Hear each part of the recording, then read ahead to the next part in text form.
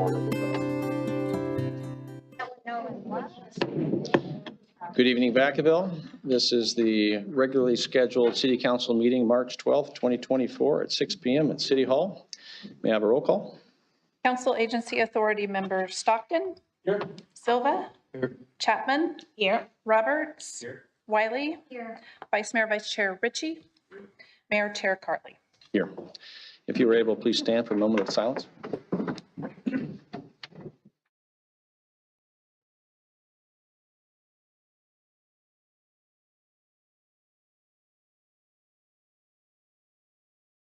Councilmember Silva, will you lead us in the pledge? Yes, sir. Ready? Begin. I pledge allegiance to the flag of the United States of America and to the republic for which it stands, one nation, under God, indivisible, with liberty and justice for all. Well, thank you.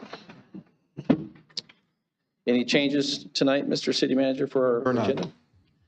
Do I have a motion? Motion to approve the agenda. Second. Motion and a second. All in favor? Aye. Next is approval of minutes for the last council meeting. Do I have a motion?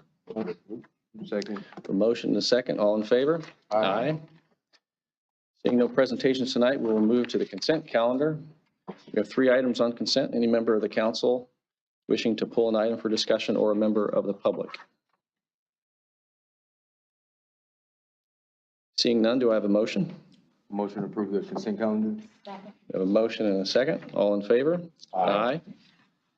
We will move on to business from the floor. This is a time for the members of the community to address the council on an item that is within our jurisdiction, but it is not on tonight's council.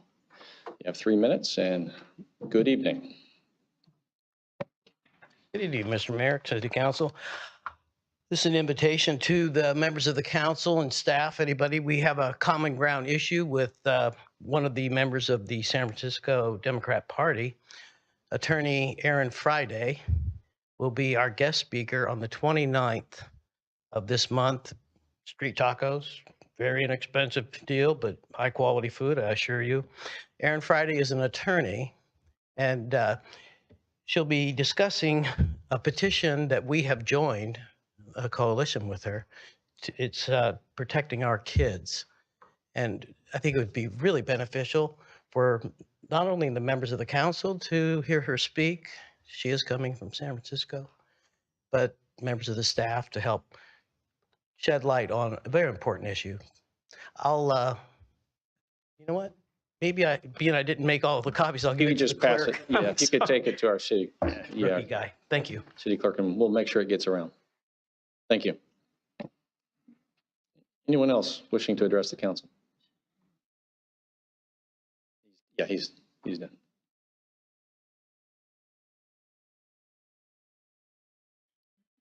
Good evening. Good evening. This is something I really don't want to have to go through, but here goes. If you've ever listened to Mr. Shermick, who's the CEO of California Forever, he speaks of Solano County and the residents of Solano County as if we're some sort of weird troglodytes that need to be led by his wisdom and the wise counsel of the multi-billionaires of San Jose. California Forever's petition to change the Solano County zoning is getting signed very rapidly. The only thing that the petitioner has to do is just tell people that, oh, we're going to lower housing costs in Solano County. People don't even ask how, they just sign it. Senator Dodd, whom I'm sure all of you know, State Senator Dodd, he says the question isn't that we need more housing in Solano County. Of course we do. But the massive project proposed in Solano County is dead wrong. What's needed is more infill, not a sprawling urban, not more urban sprawl that's highly profitable. And that's what it's really about. Senator Dodd and Congressman Garamendi and Congressman Thompson also point out that California Forever, that big city they want to build, is going to further maybe be the death toll of the San Francisco or the Sacramento Delta and Sassoon Marsh. Congressman Garamendi, people of Solano County should feel in their guts that this is a deal they can't trust. Congressman Thompson, he emphasized the secrecy that went on with it, and he emphasized the fact that he doesn't trust them, that we, the people of the county, are going to pay for the infrastructure, and that he notes that they sued everyone who wouldn't play ball with them. Who is for California Forever? Well, Andy Vogelpohl wrote a long letter to the editor. Michael Fortney is a member of the Planning Commission. He's also all for California Forever. What do they have in common? They're real estate people. Pierpont Morgan, the 19th century financier, said there's always two reasons for doing a thing. One that sounds good and the real reason. They tell you that we're going to make housing affordable in Solano County. The real reason, this is going to be a huge real estate deal. We're going to make a lot of money on the backs of the residents of Solano County. Thank you.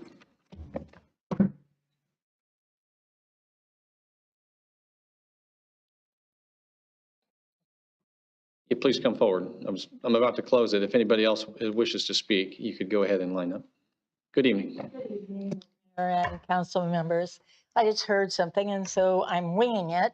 But I understand that the moratorium on the battery energy storage. That's coming tonight, so it's on the agenda. Oh, so. So if you have comments on that, I would just ask you to wait for that. Just wait? Yes. Okay. Yeah, this is for anything that's not on tonight's agenda. Oh, okay. All Well, right. I was too late for the agenda, so. Well, that's okay. It's on the agenda, so you're not too late. All right. Anyone else wishing to address the council? All right, seeing none, I'm going to close business from the floor. And with no public hearings, item 9A, Mr. City Manager. Thank you, Mr. Mayor, Vice Mayor, members of the City Council. This item is on a very important topic and a very timely topic. And so staff felt it was important to bring this to you because it's a big conversation in the Solano County Water Agency. And so tonight we have Justin Cole, your Utilities Director, along with representatives from SCWA, to give you an update on this particular project. And it's an informational item, so I'll turn it over to Justin. Thank you. Thank you, Mr. Bush. Mayor, Vice Mayor, council members. Tonight I have the Assistant General Manager from the Solano County Water Agency, Alex Rabadou, to give a presentation. It's an informational presentation on the Bay Delta Plan and the unimpaired flows and some potential mitigations to that we're exploring as a region. I'll let Alex kind of jump in and then we can go from there if there's any questions. All right, great. I get you. Perfect. Okay, great. Yeah, thanks so much. So to get started a little bit here, as Justin said, this is really kind of going over what's called the State Water Resources Control Board Bay Delta Plan.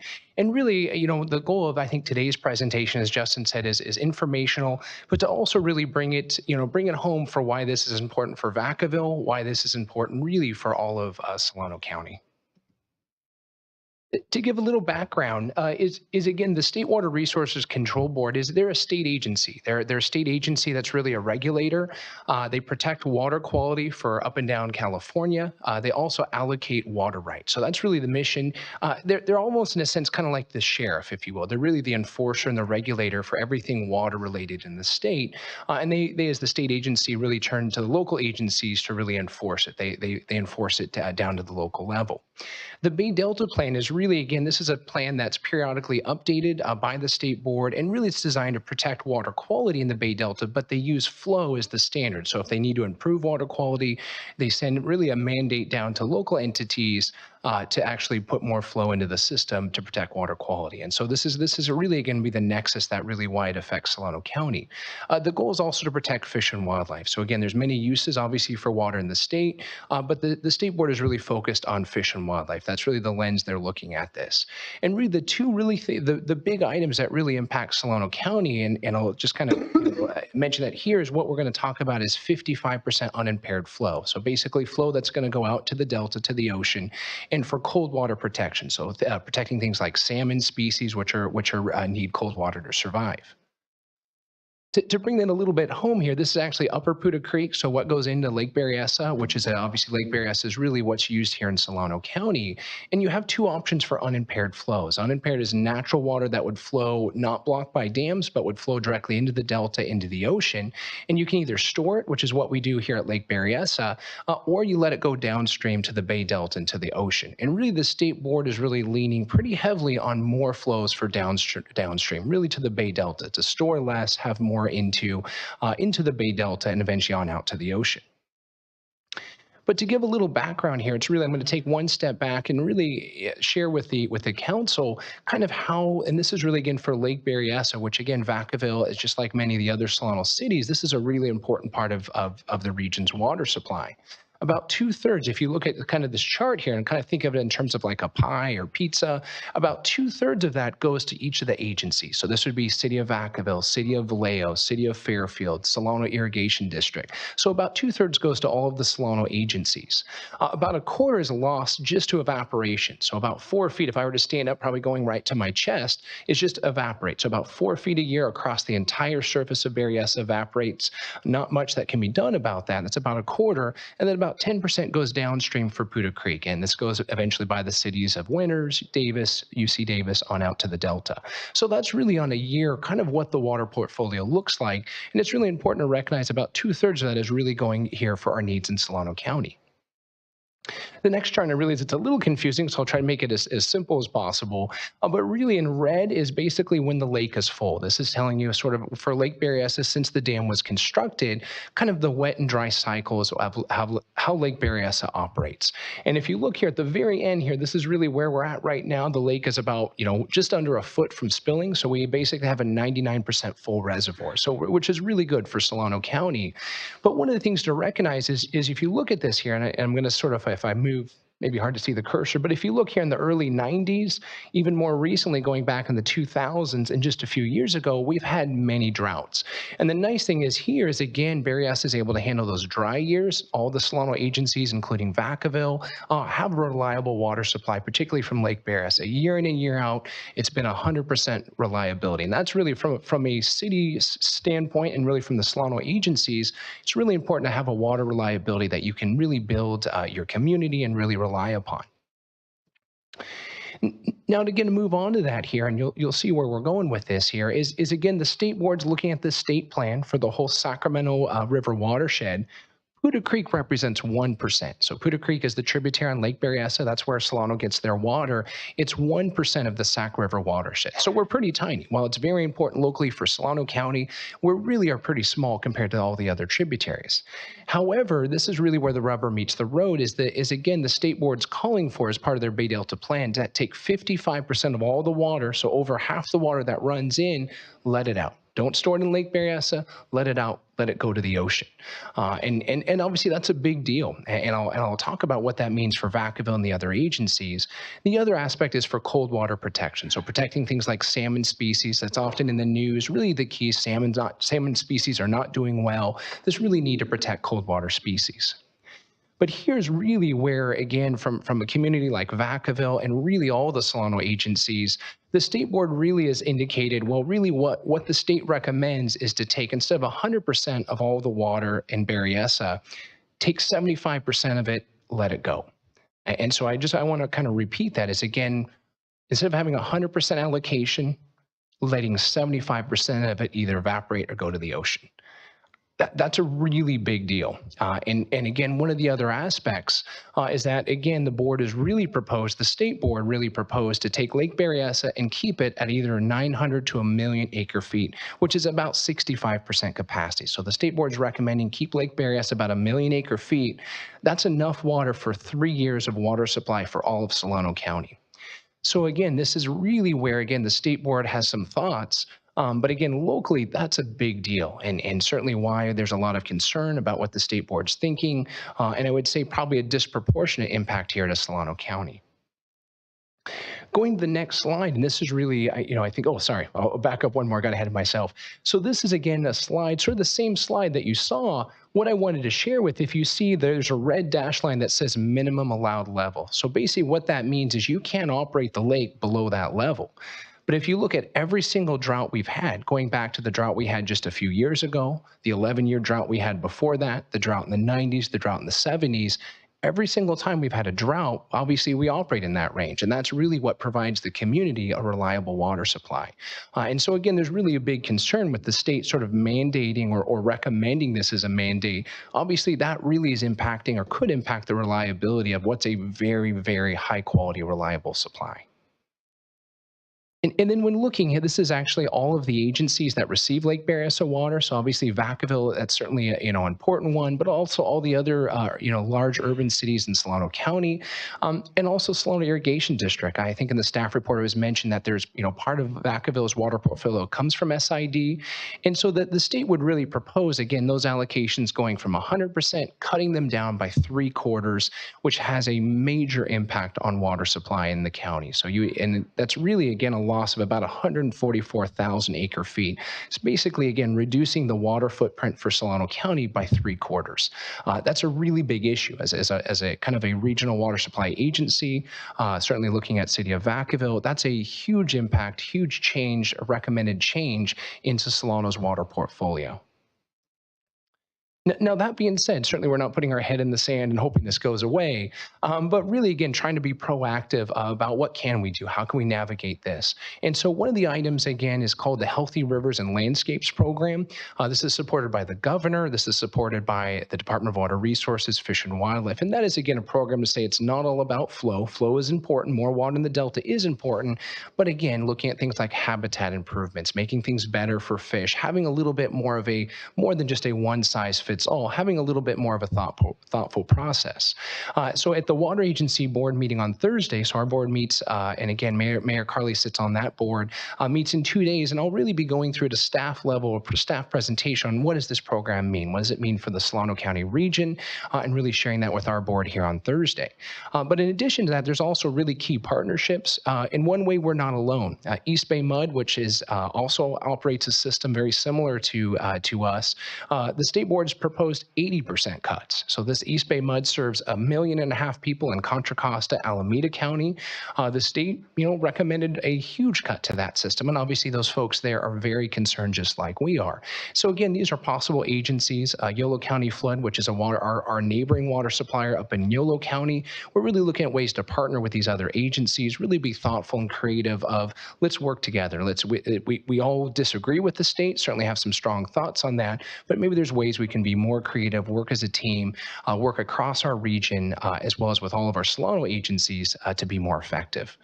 Certainly want to mention at a staff level, there's the Solano Water Advisory Commission, which staff from the City of Vacaville, as well as all the other 6 cities in Solano County sit on that, as well as the variety of reclamation irrigation districts, the county staff as well. And that's another form where really all the technical leaders in the county are really putting our heads together, figure out how best to go through this, certainly make recommendations to each of our governing authorities. Comment letters, the Water Agency, and we shared this with all of our agencies, submitted very lengthy comment letters to the state of why this was a big concern, why we think we understood where the state was coming from, but again, why that didn't make sense for Solano County. And then lastly, there's always a litigation strategy, certainly not what we're recommending, but that again, we do expect there will be probably litigation as the state tries to move this process forward. There's a lot of concerns across the state about what this means. So with that, I think that kind of rounds out the presentation. Just a reminder, this is. I got you. There you go. Just a reminder that this is informational only, and if there's any questions, we can take them now. Thank you. I know it's informational only, but Alex, thanks for the presentation. A lot of times, as part of the council, hold on a second. I'll open it up to the public in a minute. Well, hold on a second. I just want to say a couple things, and that is, while we have council comments at the different part of our normal agenda, it's hard to explain what Alex just did. So I'm glad that you came. I've had these conversations with our staff. Justin, I appreciate it. It's a significant impact. And so I know that there's no action to take from the council at this moment. There's no doubt Sacramento, it's concerning what this reveals as far as what their agendas are and why. 75% reduction, let that sink in. A lake level that puts it at a just above drought at all times with a 6-month reserve at all times. All right, so I understand it. I'm glad this is information to the public who's here and they can watch it. But any questions from the council? Vice Mayor Ritchie. Thank you, John Carly. That was very well said. I can't be that articulate and nice. I think it's stupid. I mean, I literally think it's the craziest thing. I think California is like out of their mind. I mean, this water policy is just about stupid as Prop 47. Like, what are they doing? Like I read last night, I was in shock, and I went and pulled the whole list of all the reservoirs we have and dams.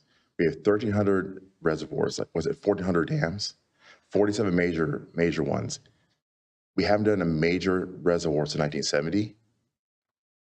I mean, it just, I don't know what we're doing. Like, I don't know what they're thinking. So what I'd like to do to form the question, because your sentiment is very similar, but in the form of a question, I would say, how did they come up with 55%, which equates to our 75%? If you could help the council and the public understand their thought process.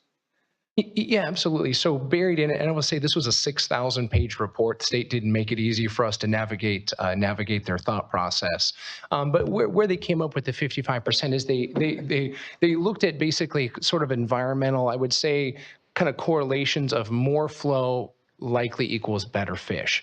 From a technical standpoint, it's a bit of a stretch. Again, as folks that may be aware, the Delta is a complex place. There's a lot of things that are happening in the Delta that have happened for a long time. And so I would say the state, again, apply these very blanket correlations to say more flow is better. We think 55% based on very gross numbers is the right number. But from a technical, certainly I'm an engineer by trade, not a fisheries expert. But from our kind of purview, it was a very, I think it was shaky. I mean, I'm not sure how to put it a little bit more delicately. I think, again, a bit shaky. Certainly there's a correlation, but I think their approach was very, it was a bit much for, again, where the science is, also knowing there's many factors that impact the Delta other than just flow. There's plants, there's fish, and there's farmers. Like, California produces a horrendous amount of agriculture for the world. We live protect the fish, but we keep people alive and keep plants growing to feed the world. I mean, it's just stupid. So, But nicely, it's not sustainable. No, it's not sustainable. They can call me. I don't care. So there's going to be more questions, but that will draw out because I think this is important. Councilmember Silva. Yeah, that was my question. It's not quite clear how they determined it, so I'll have to, and in your explanation, so I'll have to look more into that. But I missed the timeline on this. Yeah, so the state, sorry, Justin, yeah. The state board process is moving. It's a slow process, but they are looking at kind of moving this process through. There's some alternatives that the state is considering called the voluntary agreements, the Healthy Rivers program, but they'd likely unroll it probably by late 2000, so late this year, but probably more realistically into next year. And then if it gets sued, it gets litigated, obviously that would slow the process down. Thank you. Councilmember Chapman. Okay, that your question. Okay, Councilmember Wiley. So thank you for the information. And so the driving factor then they say is the fish and the wildlife. And just recently in the north of the state, they tried to do some things to increase the flow and it had bad results with the salmon. Is there any chance that they would look at that and say, maybe we'll change our plan because it didn't work as planned in the northern part of the state? That's kind of the hope. And there's actually a set of workshops that's been established by the regional board for late April to kind of talk about the voluntary agreements or the Healthy Landscapes and Rivers Initiative, which is an alternative to just the flow regime where it takes in actual, timing of flows, habitat, and the actual water temperatures. So factors that will be beneficial that aren't just, like Alex said, a blanket flow kind of across all of the water purveyors. And then my second question was, what was the thinking beyond setting a minimum level for the lake? Yeah, no, absolutely. So one of the challenges when you look at reservoirs like Shasta, oftentimes they'll get so shallow that they lose their cold water pool, which is what salmon and steelhead species need. You need the water to be cold enough, especially when they're going through their laying eggs and their juvenile species, their young species are small. They really need that cold water. So the state board, again, didn't really know. One of the things they sort of put some caveats if they just, in a sense, kind of came up with these numbers. There's a term that they called for, but basically they just took their best guess at it. And it was really, again, to preserve cold water in Lake Berryessa. And we commented that, again, we technically found that not accurate and provided them some thoughts of how they could be quite a bit more accurate. But that was their really a concept, is making sure there was enough water in Berryessa to protect the cold water for cold All water right, so species. that's overriding the 55%, not saying that's where we need to be. Okay, thanks. Councilmember Roberts. Yeah, a couple of things.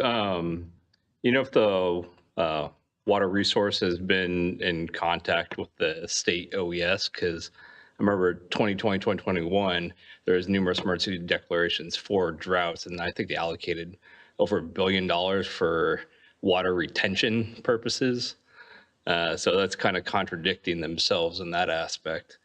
And then, yeah, for the maintaining water temperature, and somebody should go take a simple college physics class that can determine that. Yeah, I'm not aware of any contact with Cal OES. Councilmember Stockton. Yes, thank you for the presentation. I won't sleep well tonight after hearing it, but I appreciate knowing about it. I heard you mention both state recommendation and state mandate. What is this? Is this being mandated or is this being recommended? Because I want to know that. If the board adopts the unimpaired flows, it will be mandated. When do they make that decision so that if the public There's wants not to- an official timeline yet, and that's what Alex was alluding to. It's probably later on this year, maybe potentially early next year. Okay, and then how is this board put together? Who determines who is on this board? Yeah, I have to look that up. I know the governor appoints, I think, a few of the members. I don't know if they appoint all. So I don't right off the top of my head. I'd have to look, but some of it may be appointed by the legislature, but I'd have to look. I know several are appointed by the governor. Okay, it would be helpful to know if there's a representative specific for our area or region that folks could funnel their frustrations to, or comments, concerns, and questions.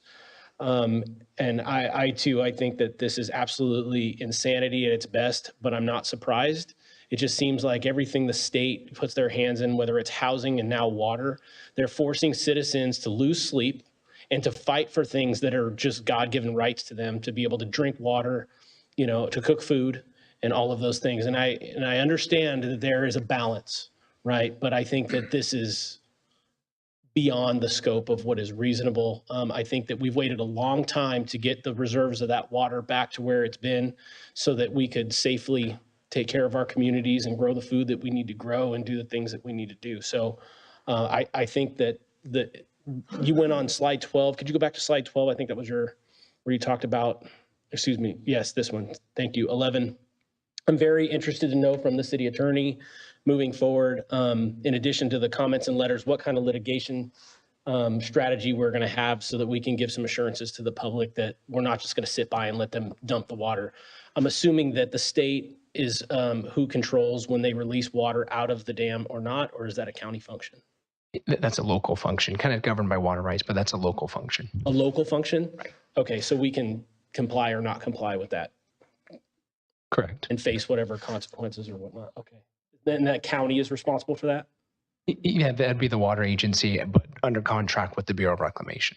Yeah. Gives me a little more comfort. Thank you for And we sit answering my on, I am on that agency, and all the cities are represented. And so the formation, and that's why this was much easier to have the presentation than me trying to just explain something during council comments. Sure. It's too important. It's too complex. And this week, as you suggested, there's another meeting on the 14th to go into more staff level details, because what isn't discussed here is what the alternatives are. And so one question that I could ask here, if you could give a short enough answer, and that is does our board and our staff here in Solano County have a different view of how healthy our rivers and streams are compared to the state? Yeah, no, great question. I think actually generally people recognize Poudre Creek as a very good system. I think that's recognized by the scientific community, by just about everyone. The Poudre Creek is it's a template for other watersheds to follow. That's the answer I wanted to hear. And before you turn my mic off, I just want to, as our representative, want to encourage you to fight this as hard as you can, sir. That's why it's here tonight. Yeah, thank you. Appreciate that. Councilmember Roberts. Yeah, sorry, I just thought of one other question because, yeah, I grew up salmon fishing. So for this retention and release for flow water, is that supposed to be sustained throughout the year, or is it only during the runs of the salmon? Because they only run twice a year up here. Yeah, exactly. It's really geared, I think, for the January through June, I think, is the target, actually. So they're really, the state board felt that's the winter, in a sense, the winter runoff releases. So I know can't remember if that's the fall run salmon, but yeah, it's really a specific, they want more winter pulses during the winter and then springtime months. All right, I'm going to open up to you have another? One more question. Yeah, sure. Would adding 400,000 additional homes, or excuse me, homes for 400,000 more people affect the water that we're talking about here? Would that have a tremendous effect? Yeah, it's a limited supply. So when you start reallocating that supply, you're basically diverting water that can be used for farms, homes, industrial. Right. So the housing crisis and building homes and then getting rid of water, that creates it's going to definitely affect that as well, correct? Yeah, that's kind of speaking out of both sides of their mouth. Yeah, thanks for the question. Yes. It's the obvious, but it's better to be. I know I had to say it. Sorry. All right, open up to the public for comment.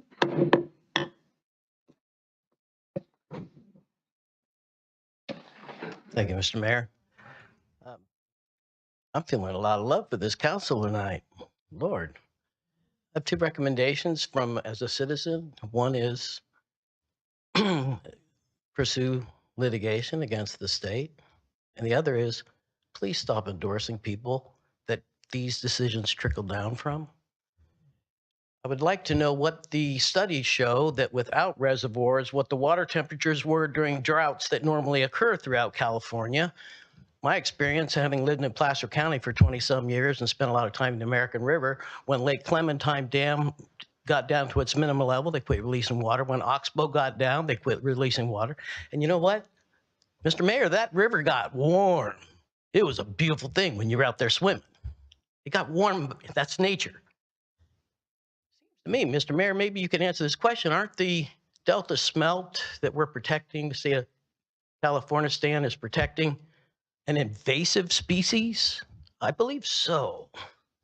And I agree with Vice Mayor Ritchie. God bless you, sir. The insanity here, I think the site's reservoir is ahead of schedule and but no, it's over budget and behind schedule. Shasta Dam, when it was built, was, I think, another 50 feet was the intention of Shasta Dam. But 30 years ago, California legislators said, well, we're not going to expand that dam to its intended height to retain water. We got to do something about these idiots.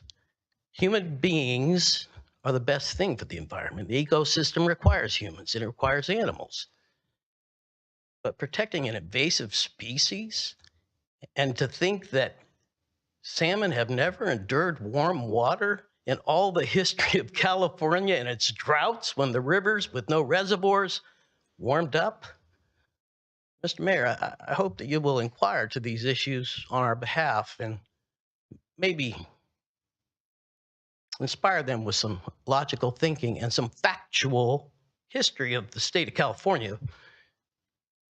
And thank you, Vice Mayor Wiley. You are correct. The Klamath Dam removal, it is receiving the first, it's by scientists and another group, the first toxic disaster in California. They expect for the next 3 to 5 years to be toxic sludge from the bottom of the lakes that were now churned up and killing off all, not just the fish, but all of the wildlife. I encourage you to read it. California Globe has a couple of articles about that, how the destruction of the Klamath River under the administration of Governor Newsom and this amazing water board. Thank you, sir.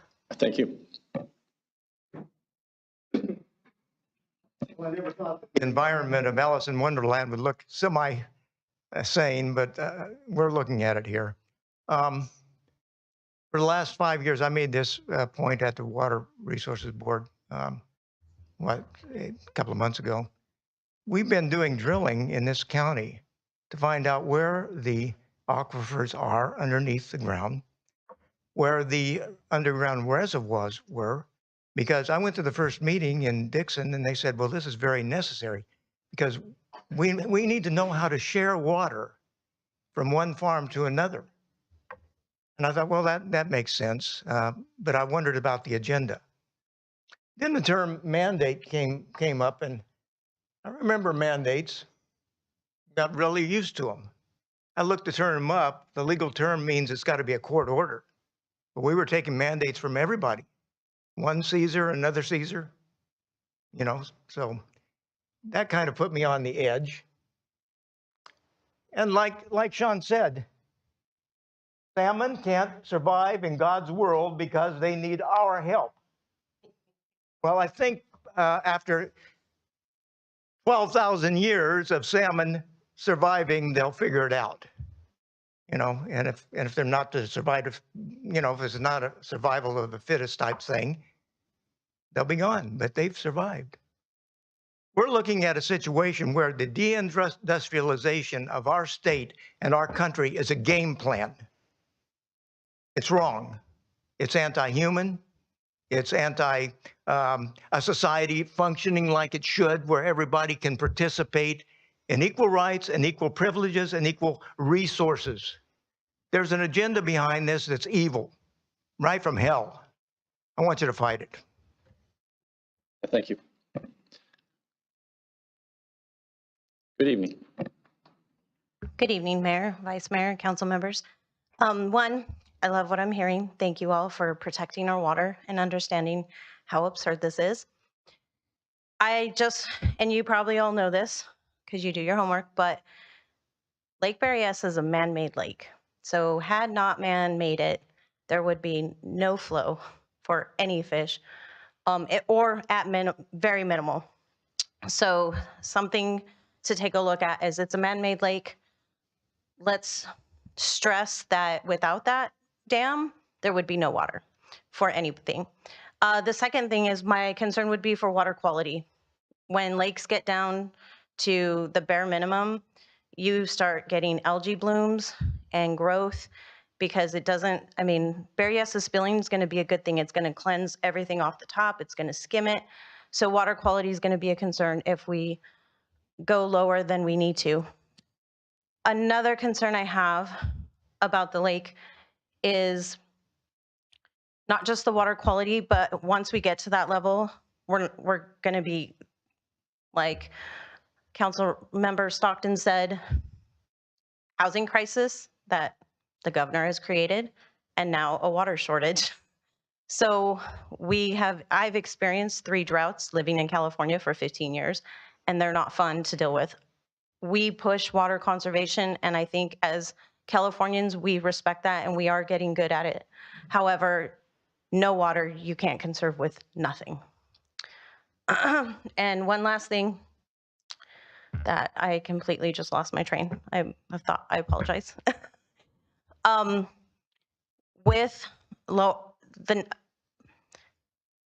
way I see that the state mandating is by attacking the dam.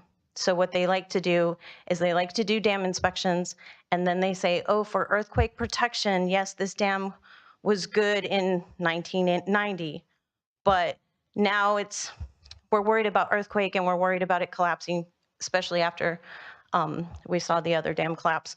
So be cautious that that's a route they might try to take by lowering the dam standards. The dams can't handle that much water anymore, or it's it might fail if we continue to use the glory hole, or, you know, they'll start drilling holes in it to empty it faster. So just be aware, something to be cautious about. Another route they might take, but thank you for your time. Thank you. Good evening. I'm just glad you guys all, I could watch your faces, and your faces reflected my thoughts on every single one of you, and I'm really glad. First of all, I know that the state has collected a lot of money for creating dams, but so far they're just using it to tear down dams. So that's something to look into. Also, I want to know which of these board meetings we can go to keep informed, if any of them are public, for us to go to.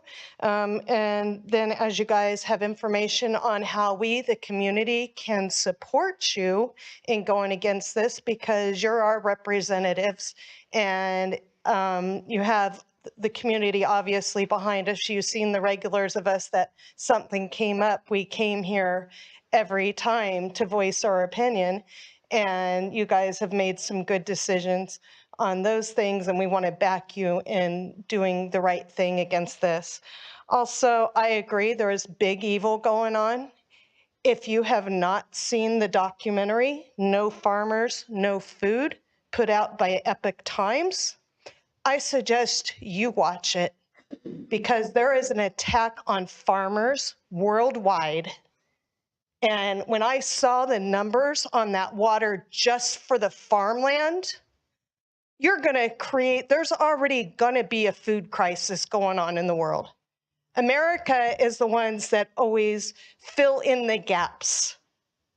Okay, America is ones that filled in the gaps. I found out that during World War II, people had victory gardens so that our big farms could support the people in the other countries.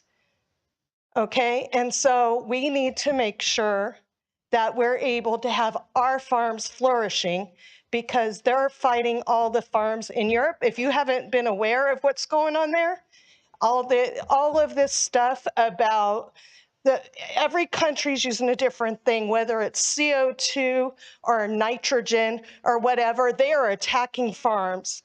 They're shutting down farms in different countries, telling them they can't have cattle. You can't grow this kind of crop because we need it to be natural moss there. We see the same. This is the same ridiculous stuff. Thank you. Thank you.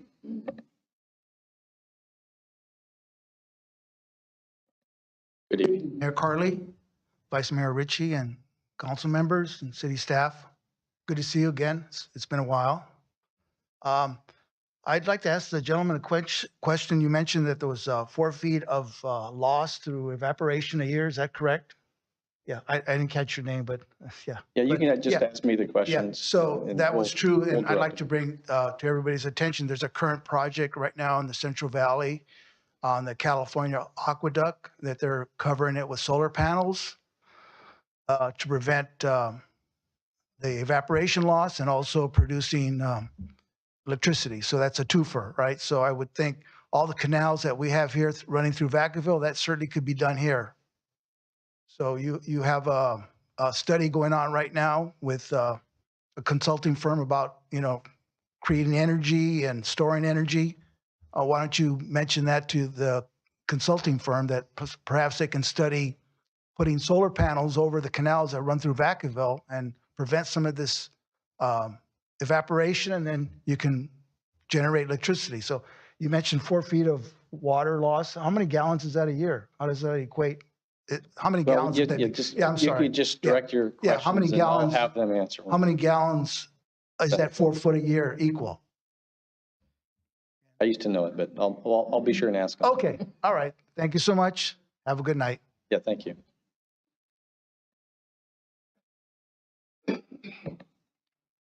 Mr. Mayor, the very fact that you invited these gentlemen over here to talk about this tonight just shows you don't need any advice from the rest of us. You realize how just important this is, and I take it that all the rest of the council member do too, because we're finding that once again, the administrators in Sacramento and other puzzle palaces in the state are not in touch with reality. And I hope that you can find some way to enlighten them. Thank you. Thank you.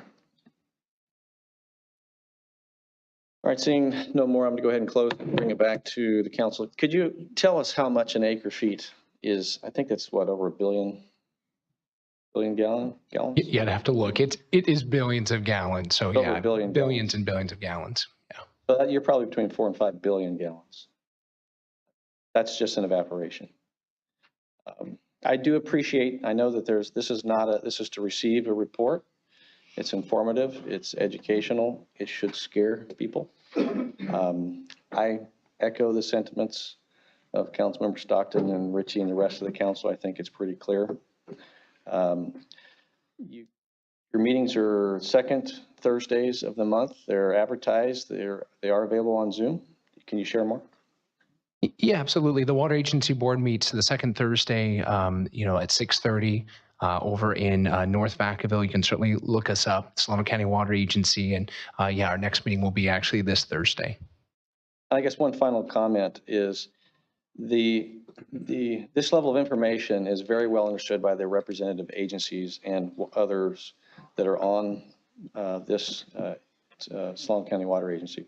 So they're all very well informed, and there's no doubt that there's probably going to be even further conversations about how to protect the rights, because no water, no agriculture, no water, no cities.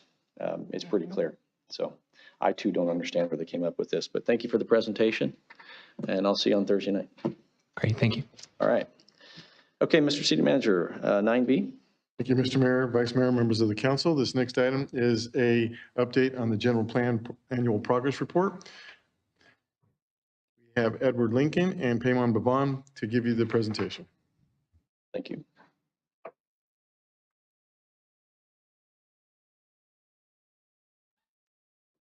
You got good news, right?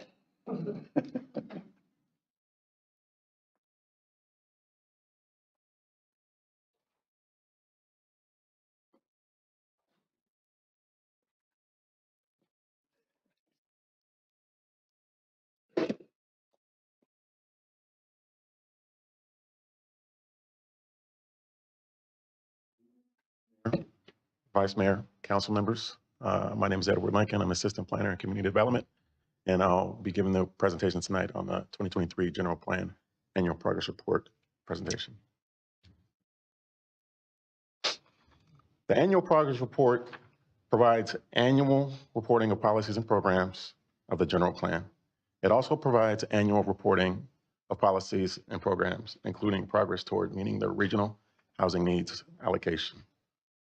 State law requires us to submit the report to the Office of Planning and Research and the Department of Housing and Community Development by April 1st. As we move forward with future general plan implementation, recommended priorities for 2024 include the downtown specific plan implementation, the housing element implementation, inclusionary housing, the Allison Priority Development Area Specific Plan, municipal service review and sphere of influence update. And other priorities include the East of Leisuretown Road Growth Area Specific Plan and the Northeast Growth Area Specific Plan. Community Development issued permits for 473 units in 2023, all above moderate.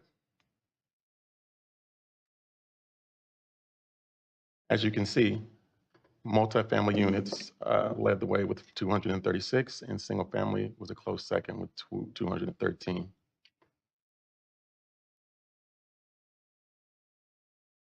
Completed housing element implementation programs on the left, 7, and we have 11 pending programs under consideration for 2024 on the right.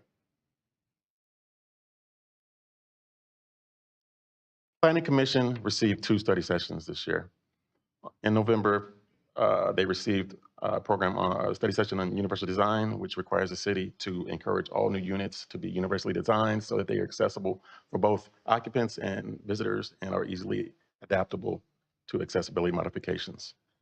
In December 2023, the commission received a presentation amending the city's development review process and publishing information on the city's website regarding murals on private property, improving indoor air quality, and establishing community gardens on private property.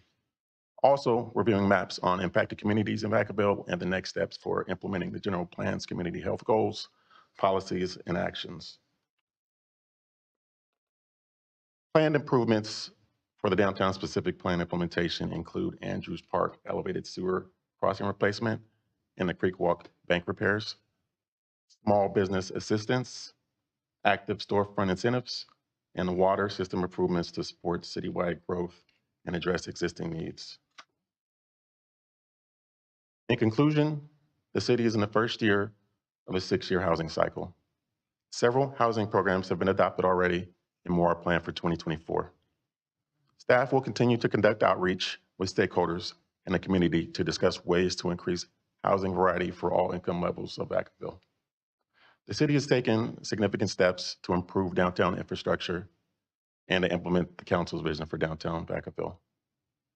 Next steps include submitting the general plan annual progress report to the State Housing and Community Development Department and the Office of Planning Research by April 1st. We're here for any questions or comments that you may have. Well, I know there's a lot of work done behind the scenes because one item is 350 pages of all the action items and steps. So for all those items that are listed on the left, staff works an entire year just trying to accomplish some of those. So I appreciate that. And I'm not initially saying that there's any questions. There might be comments that will come from the council later. So I'm going to go ahead and open it up to the public for comment.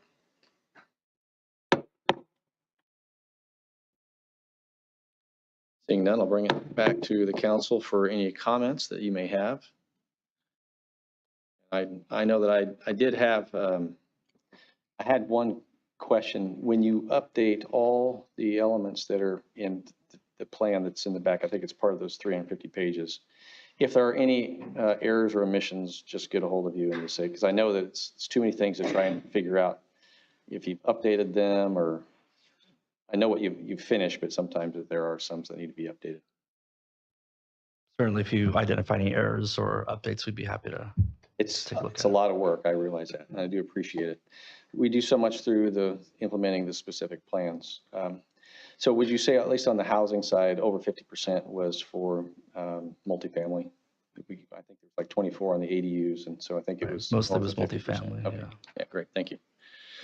I don't believe that there was an action item on this. This was just to receive the progress report, and thank you very much.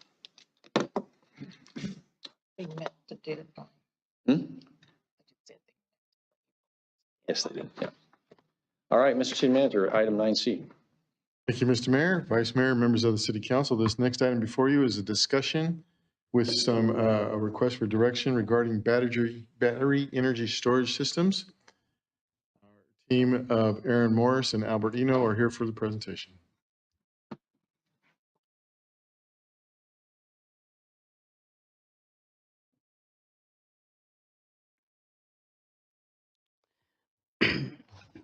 Thank you, Mayor Carley and members of council. Tonight's study session is brought to you at the council's request. So my presentation is actually relatively brief. I'm going to take us through about 13 slides, and then that'll allow you all to talk about this topic. So the first slide, just as a reminder, on January 9th of this year, the council requested a discussion of a proposed moratorium on battery storage energy systems. And as I go over my report, the city actually has quite a bit of background on some recent proposals and previous proposals for these facilities within the city of Vacaville. So I'm going to start with the state framework, and that's going to be our next slide. And welcome to Assistant Planner Noah Rumboa, who actually prepared this presentation. Thank you. So at the California state level, the state recognizes through legislation that there's a need to reduce greenhouse gas emissions and that there's a role that battery storage plays in achieving those goals. So the state has some broad supporting framework for battery storage facilities. I'll go on to the next slide. In Vacaville, we do have energy and conservation action strategy that addresses energy at some levels. I think it's important to note that it does not address battery energy storage systems or other energy storage technologies. So while we do have a plan, it doesn't address this particular topic within the framework of reducing greenhouse gas emissions. This plan was recently updated as recently as September of 2021, but again, battery storage was not addressed. Let's go to the next slide. So what is a battery energy storage facility? These are essentially, they utilize a technology that stores electrical energy generated from the grid in a battery so that it can be deployed back to the grid during times of peak demand. The benefits of battery energy storage systems, and again, this is very broadly, are that they help with grid stability and they help improve basically the reliability of energy delivery. I think it's an understatement to say, but I'm going to say it, that battery energy storage systems are an emerging technology that we've all been learning a lot about over the last couple of years. Let's go to the next slide. So as really documented more thoroughly in the staff report, and I have another slide in a bit that goes into this, staff reviewed the city's land use and development code, and we believe that it does not address battery energy storage facilities, and that any proposal to come forward with one of these facilities in Vacaville would require a code amendment, a land use and development code amendment, because again, our code does not address these. And let's continue through. So as a council, some of you were here and some of you were not. It was a couple years ago. We had a proposal to allow battery energy storage facilities in the Northeast growth area within the Technology Park zoning district. That proposal came to council because in Vacaville, in order to change our code, the city council has to initiate that after a public meeting. So in that case, the council did not elect to initiate that zoning code text amendment, was not interested in allowing battery storage in the Technology Park zoning district, and so that proposal went away. And then the next slide addresses the Menard Energy proposal, which I don't plan on going into in detail because all of you were here, but essentially when the developer came forward to community development in March of 23, proposing to put a battery storage facility on city-owned property, at that time staff identified that battery storage is not an allowed use, that battery storage would require a general plan amendment and a code amendment. I think that my theme here is that the staff has been fairly consistent in identifying that battery storage is not a permitted use in Vacaville at this time. Let's go to the next slide. And then if we went from the state level to the city level, now we're going to go just to the county level. The county has received several proposals for battery energy storage systems that are within the county but are pretty close to Vacaville city limits. And on January 23rd of this year, the county board adopted an urgency ordinance that prohibits these facilities for a time period. And the gist of it is the county wanted time to create regulations, and so they have put a moratorium in place to give themselves that time. I think it's important to note that the county moratorium only applies to lands that are within the unincorporated county and not lands that are within the city of Vacaville. So as I talked about a little bit earlier, our code currently does not define or address battery energy storage systems. The closest use type that's in our code is called alternative energy facilities. It's not defined in our current code, but it was a term that was used in our previous code and defined in our previous code. So if the council remember, we comprehensively updated our land use and development code in 2022. So prior to that, we had a use called alternative energy, and it was those uses generating power through non-fossil fuels such as solar or wind. So staff does not believe that matches a land use that takes in and stores energy. And so even though we do have some very limited zones where alternative energy is an allowed use, specifically the agricultural buffer, we don't believe that that allows battery storage in those locations. So we're going to go to the next slide. So are battery storage facilities currently allowed in Vacaville? The answer is no. This is, again, staff's research. This is where we've landed. They're not currently classified. They're not identified. They're not allowed in public institutional areas because they're not a public use. These are operated by private parties that run these facilities. Our conclusion was that if there are any proposals, it will require a zoning code text amendment to amend the land use and development code to identify the use, to define it, define where it might be allowed by right, where it would be allowed through a conditional use permit, and really to think through what would be a path for allowing these uses. And then we'll go to the next slide. So the council wanted to have a discussion on a potential moratorium. A moratorium is an interim ordinance that would prohibit the use in the city for a reasonable time period to allow the city to study it. In order to do a moratorium, the council would need to find an immediate threat to public health, safety, and welfare. And a moratorium could last for up to 2 years, depending on how it's set up. And then we'll go to our next slide. As we've been preparing this study session, staff has been thinking about and is cognizant of Assembly Bill 205, which is a process for the California Energy Commission to permit these facilities as the decision maker and not have the city's involvement. The eligibility requirements for the CEC to take this type of action include that the battery storage facility would have to pay prevailing wage, a skilled and trained workforce. They would be required to do a community benefit agreement, which is something the city would be involved in. And ultimately, they have to demonstrate that they provide a net positive economic benefit to the city. Even through the CEC process, the state process, these proposals would not be exempt from CEQA. So the city would have some review through that process. So this is what I promised in a brief presentation, and we're of course happy to answer any questions. Staff identified 4 options for the council, but because this is your study session, you may have other things you wish to talk about or do. One option would be that the council would determine that these facilities are not allowed because they're not allowed in our code. Therefore, you don't need a moratorium. You don't have to take an action. Everything's fine.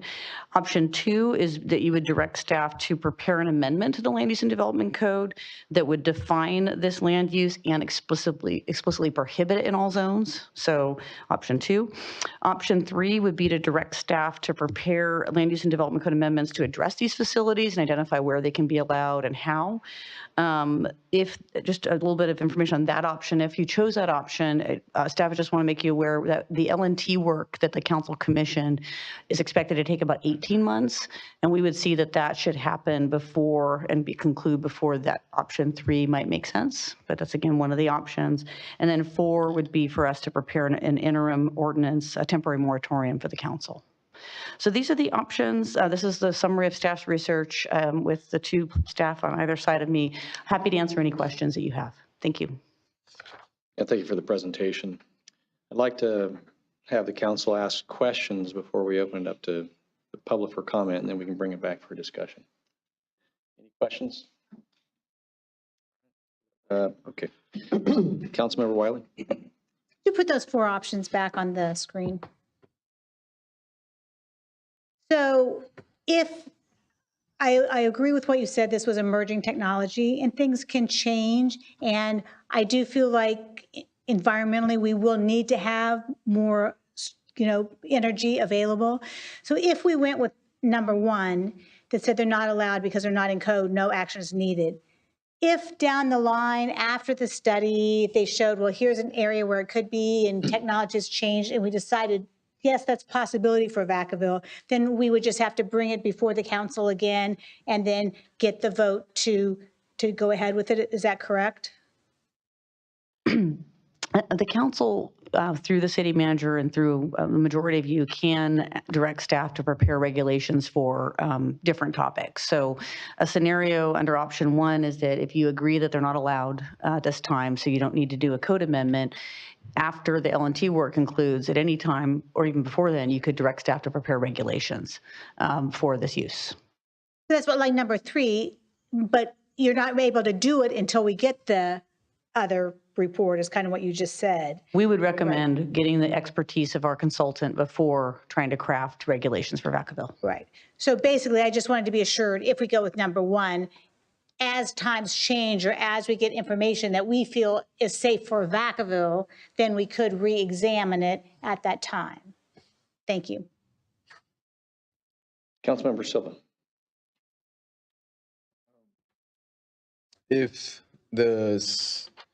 Are there ever a situation where you have a moratorium that state law would supersede that? Whatever. Well, I think that's what AB 205 does. So AB 205, regardless if we have a moratorium or if we have our own land use regulations in place, state law would supersede, or the state process would supersede our land use regulations. And then what I read in the staff report, I interpreted differently than what I'm reading here on 2 and 3. So for 2 and 3, can you just please clarify what options 2 and 3 are? So in essence, staffs, we feel we feel strongly that at this point our code does not allow battery storage. But if the council has concern that it's just not clear enough and you want to go the next step, we could prepare a code amendment at the council's direction that would explicitly prohibit battery storage. It would define what it is and it would prohibit it across the city. So that's what 2 is. And then 3 is, it sort of actually goes with, you would say 1, it's not allowed currently, don't need a moratorium. 3 would be directing us to prepare the amendments to ultimately allow it in certain locations. And that would be a whole process, kind of like the digital billboards process, where you would give us direction, we would bring you back options, we would do research. And 3 really hinges on the L&T study, because in order to prepare the regulations, staff would want to have the benefit of that consultant and their expertise. All right, so, but number 3 is what we're currently going through the process of, if I understood your explanation right. This evening, the council is just having a discussion. You haven't given direction to staff yet regarding energy storage These are all of regulations. our options. Yes, these are your I options. understand the options. I just, what I read in the staff report, which I don't have in front of me, but is a little different than how I interpreted it here. But I got it. I understand what the options are. I understand, if it's my understanding correctly, staff is saying our current code, based on everything as it is right now, a moratorium is not necessary. Everything will still come back to council's discretion. And to be clear, as I'm reading it, item 3, staff does not recommend item 3. For a study session, staff is not recommending any course of action. We're offering analysis and a variety of options for the council to discuss. Well, I'm just reading from the staff report. As I'm reading from the staff report, staff is not recommending item or option 3 because of the L&T study. That's correct. So because the L&T study is going to take 18 months to get in front of that would be a reason not to consider option 3 while you're waiting for information. Why would you do something without the information? correct. You want to use technical information to draft code amendments. Okay. And we don't have anything. Councilmember Roberts. There it goes. Kind of like a topic that we've discussed before when Best came up in previous council meetings. I know there's a moratorium or there can be moratoriums for battery storage in general, but can we do a moratorium for specific types of battery storage? Because I know, as we brought up, there's various different types of technologies, lithium ion, iron flow, solid state. Can we do a moratorium just on lithium ion where it's not banning all types, where the safer ones could come in? And would that be overridden by CEC since we're still allowing them, or could possibly allow them, but only specific types? From staff's perspective, we haven't completed the study about battery storage. So as the city has not, we've commissioned a study, we've hired an expert to study this technology and the options, and also it's an evolving industry. At present, the code does not allow battery storage, period, in Vacaville. So banning specific technologies may not be necessary. But I think my response would be, we are going to learn a lot about battery storage technologies through the L&T work. And even while that work is happening, the industry is going to continue to evolve. And with the study that's being done that was brought up a couple council meetings ago, with the CEC, would they allow us to wait until our study is completed before companies start applying for these permits through the state? The way I understand it is that companies can avail themselves of the state process irrespective of our local regulations. Okay, thank you. Councilmember Chapman. Thank you. Among the 4 options, if we're looking into, I'm not saying we are, I'm just saying, if we were to look into the microgrids, if we say, for instance, went with, if we wanted a moratorium, but yet we wanted to direct staff to look into microgrids, how it would benefit the city and all of that, which one of these would be appropriate? I'm putting it to you, to which one of these would be appropriate to let us continue to look at that as it would be in the best interest of the residents of the city? That makes It does. Microgrids and battery storage are two types of energy-related facilities that are not clearly allowed by our code. It doesn't appear that they are allowed. So through the L&T work, that's one of the things they're looking at is microgrids, battery storage, and a bunch of other energy technologies. So if the council in shorter term than the L&T study decided microgrids were the thing that you wanted to allow in Vacaville, that could be allowed through a code amendment, but it would get pretty tough, I think, until staff has more information about these technologies. So, and if the council initiated a code amendment after L&T or whenever, staff would have to develop more knowledge about these technologies so that we could bring forward regulations that would allow you to regulate them the way that you wish to. Vice Mayor Ritchie. Thank you.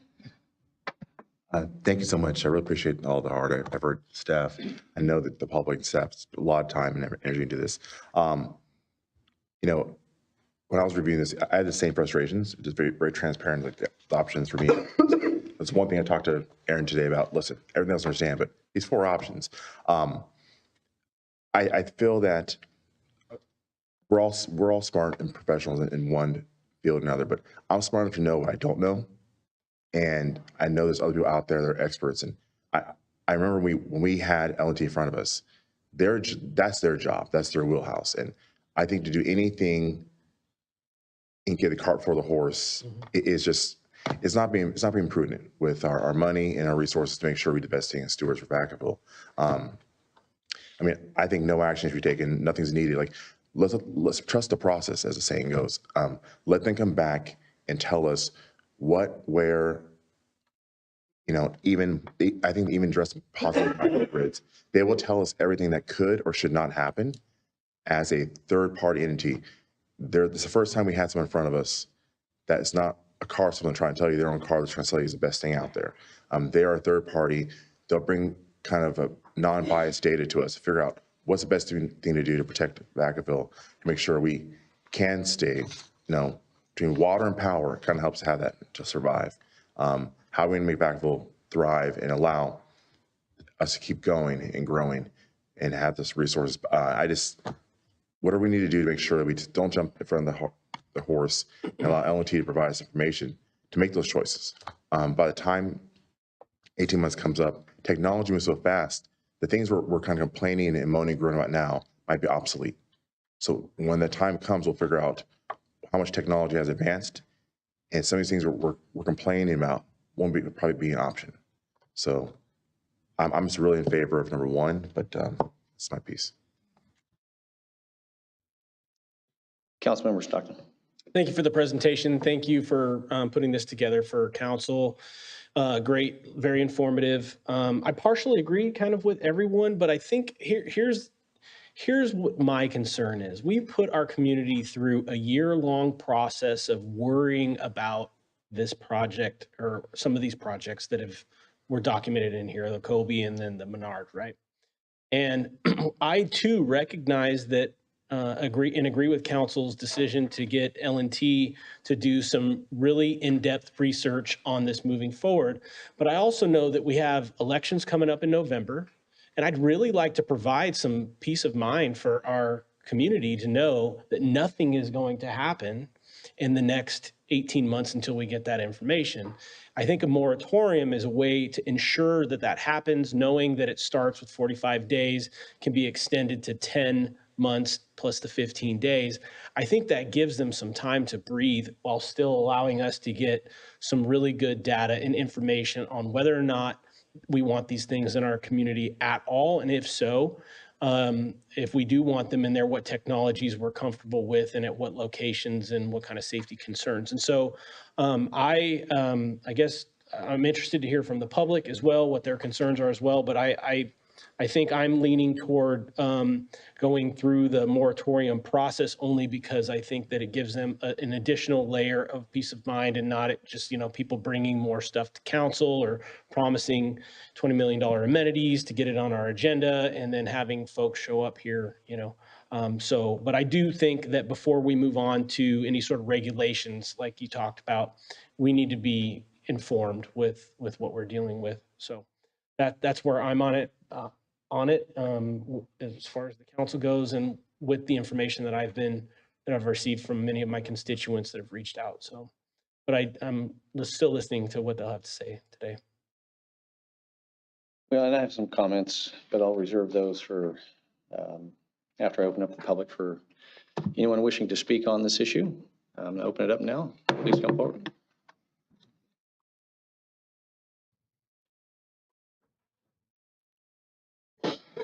Good evening. Hi, I support a moratorium on BESS systems. The community should be able to retain local control and not have companies use state agendas and loopholes to force themselves into Vacaville. Currently, the county has voted to have a 22-month moratorium so they can have research to support any zoning decisions that they will vote on in the future. It is important that both the county and the city maintain local control over decisions regarding BESS systems. NextEra has already bought a 40-acre plot of farmland with the intentions of building a BESS facility. This is farmland that will be lost forever and contaminated if it is allowed to be built. NextEra interfered with Maine getting hydroelectric power. It is an example of the greed and force that these power companies will use in order to get their profits. As the city plans more expansions into county areas, and if the city has a weak policy on BESS systems, more farmland could potentially be purchased, rezoned into city limits, and BESS systems built. BESS systems are described as an emerging technology. Right now, it appears that emerging technology all involves lithium-ion batteries and large use of land space. You've already heard many times about the dangers of lithium-ion batteries. San Francisco now has policies on how many lithium-ion batteries for mobility devices, such as scooters, can be in certain locations and the distances they must be apart for charging due to the 60 fires they have had in the past year, one of which caused a death. I would hope the city would develop a strong stance against large BESS systems, especially lithium-ion battery systems. One only has to look at the lawfare being used by the billionaires to force farmers into selling their land to see the floodgates that will open if both the city and the county do not set strong zoning laws against them. Thank you. Thank you.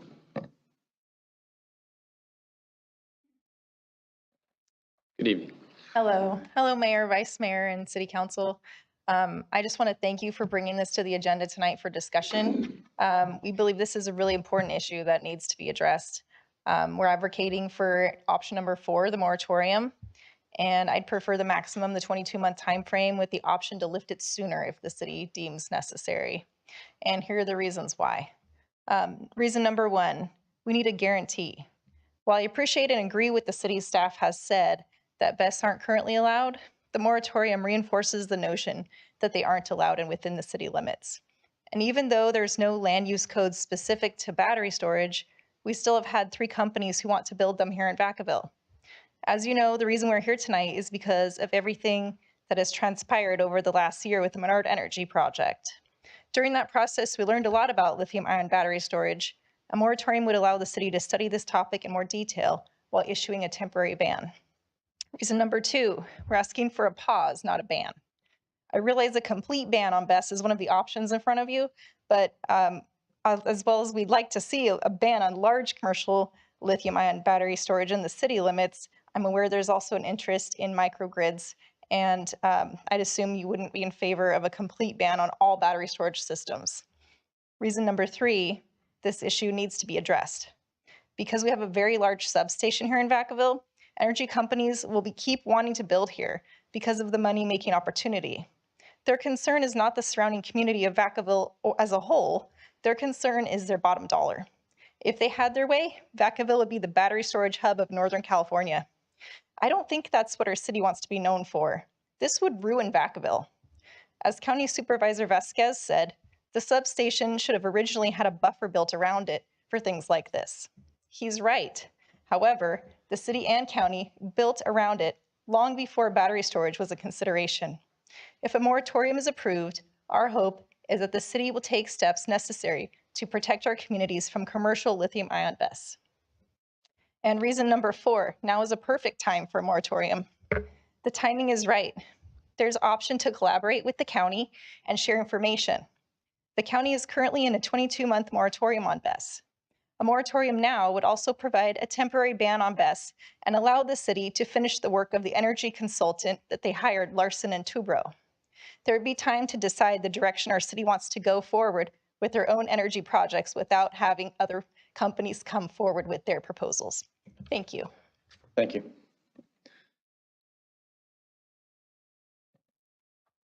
Hello again. We've already lived through option 1 last year. There was no code in place, and yet for a year, it felt like I didn't get any sleep. Speaking to Councilmember Stockton, thank you for reading my mind. It is an election year. It's been nice to breathe and take my dog for a walk and not have to consider, do I need to sell my house and do I need to move because I live near the station, and that's where they're going to keep coming because it's close, it's cheap. So I appreciate that I have, in the last 2 months, gotten back to planning my future in Vacaville, my retirement, living in my home, making more improvements. That has been a nice feeling. So I'm in favor of option 4, only because we know that technology is changing. However, I don't think in 22 months the technology is going to be quite as par where we want it. But at the same time, because last year Menard made proof that, oh, we're using new technology. However, within a 6-month period, that new technology, we had examples of how it had failed. So I feel comfortable with option 4. Also, we learned during last year that they like to build these facilities close to disadvantaged communities and build around it. I don't see Vacaville as a disadvantaged community, and I don't want to be their guinea pig. So that's another reason why to consider option 4 until we have the full facts of this 18-month study. I appreciate all of you hearing us last year. I appreciate the vote against Menard project in our neighborhood. We are grateful, but we don't know what the next council will do in a few years. So lastly, it's best to look into this detail now. Please pass a moratorium with the end result, with the protection in place for people living near the substation, so we can sleep at night and we can continue to plan our lives in Vacaville. Thank you. Thank you.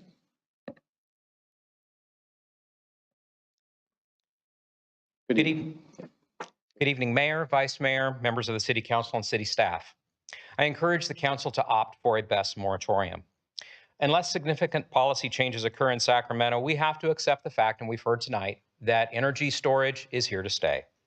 In turn, that means companies like Ampere and NextEra, their LLCs and their competitors are going to be stepping forward to propose doing development within our community. We know that an outright ban is probably not feasible because of the state's action to basically create an off-ramp for those developers.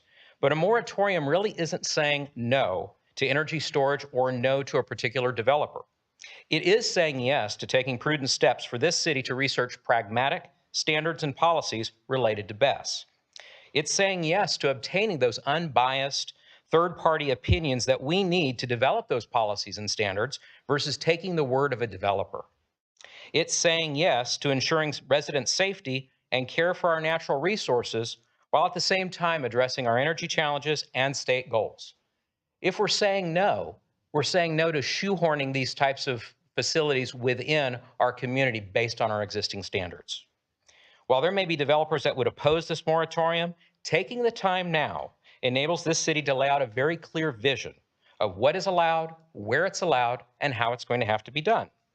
Predictable, repeatable, and scalable is a win for everyone. A moratorium allows us to take the time to do this right versus doing it right now.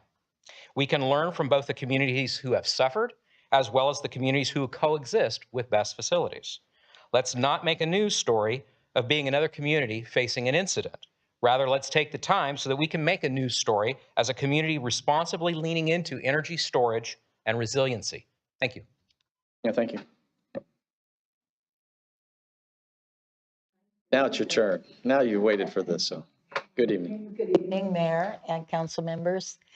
I would like you to go with option 4, and I just think that it's time for us to step back and take a look at what's out there and what effect these things are going to have to our residents. And that's what you're here for, to take care of us and our community.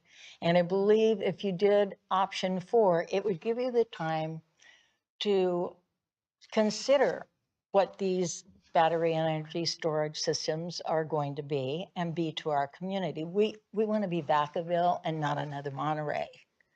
We want our residents and our kids protected. And I think if you look at it, you're looking at fossil fuels traded for toxic fumes. And that doesn't make sense. I think that's why we need to study this and see, groundwater, atmosphere. Let's take a look and judge these so that we protect the community. And we rely on you. And I really appreciate what you did before. I think that the community had more knowledge than Menard did. And I was glad that they're gone. And I believe that if we had a moratorium, it would give us all time. So thank you. That's all I had to say. Thank you. Good evening. Alicia Minion, and I live in Southtown, and I'm very worried that a project like this could be near my home. I live in an area where there's a lot of wind, so if there is a project with lithium ion and there is a fire, the toxic fumes, I mean, it could go many, many miles, even beyond Vacaville. Okay, so we should be worried about our neighbors as well. A moratorium is what I'm for. This is option 4. I think that is what protects us the most. Now, I heard staff indicate that a moratorium, you can only do it if there's some kind of, if there's immediate danger, an emergency. So I sent you an email maybe a week ago, and I informed you that NextEra, who's operating under the Corby Project, LLC, they are in contract with the San Francisco Public Utility Commission. And reading that agreement, there is a guarantee to start building in Vacaville on one of 2 locations, okay? One's Burns Road in Kilkenny, and then the other one is off North Meridian Road in Midway. So while those might be unincorporated areas, what it shows is they're in contract, the county has a moratorium, there's a lot of money on the table. NextEra is a massive company and it's global. You're at war with them. Okay, we're just a little guy. So they will go to, just assume they will go to the ends of the earth to make it happen here. And that's what I want you to assume. This is a war. So we need a guarantee. The moratorium, the reason why there's an immediate urgency is, again, they are in contract. Who knows what they've told their investors, right? So they have a lot at stake. I just want you to keep that in mind. They have a lot at stake. So with that said, in terms of the staff's legal conclusion, I'm afraid that there's holes in it. I don't know if you consulted with third-party legal outside counsel. An alternative energy system or project sounds like this project could fit into that definition. Okay. Has there case law that supports staff's number 1, in terms of item number 1? What case law, what law makes number 1 100% guarantee that it's not allowed here based on your definition? The other thing is staff was indicating that there has to be some public purpose. Okay, public-private partnership projects happen all the time on public land. And I'm worried about our public land. And the NextEra could argue, well, this energy is for the public. Okay, this is a public project. So I'm worried about that there could be legal holes in this and we're unprotected. And the other emergency I want to say, everybody remember the LNU complex fire. The last thing we need is another ignition. We don't have the resources, the fire department and the county and the cities, we don't have the resources to handle this. So I just want thank you to you. consider those things. Thank you. Appreciate it. Good evening. Thank you, Mr. Mayor. How do you follow that? Very intelligent lady. You know, I told you before I love you all, we just disagree on certain things. But it came to my mind that you reminded us, Mr. Mayor, of something when you first started your administration, something my dad told me when I was a young man or teenager, and that is local government is the purest form of citizen-led government or citizen-directed government. And I see that slipping away step by step. With the supermajority in Sacramento of Democrats, they put their jackboot on my city council, who I get to come here and actually speak to you. And you hear me out. We see each other in town or whatever. And I'm very concerned about that. As far as your decision here, I know that you're going to make the best decision possible. You've actually proven that indirectly through all the public discussion that you've actually encouraged. You didn't stomp it down. I don't know if you've ever been to a public hearing in Sacramento. I have. It can be very discouraging, break your heart to think that those people are supposedly representing you. I'm concerned about things like SB 330, and I'm concerned about this report. So to my question regarding this report, that I appreciate city staff linking to their report and to the best document from the state of California. When I went through that document, it wasn't clear to me if the city was mandating best or highly recommending or giving us an ultimatum. This is our town. This is where we live and work, and people have children and our parks, and we have outstanding services for our public utilities, our parks, our outstanding police department, and of course, my brothers and sisters in the fire department. You know I love them. But this encroachment on community decisions has to stop. I propose, so my question was, what is that, a mandate, et cetera? But I propose that this city become an obstinate burr continually. Every time the state starts moving into my town, rather than sticking to the state issues, become a pain in the arse and make it that way so they go, oh God, don't deal with Vacaville because they're going to fight us.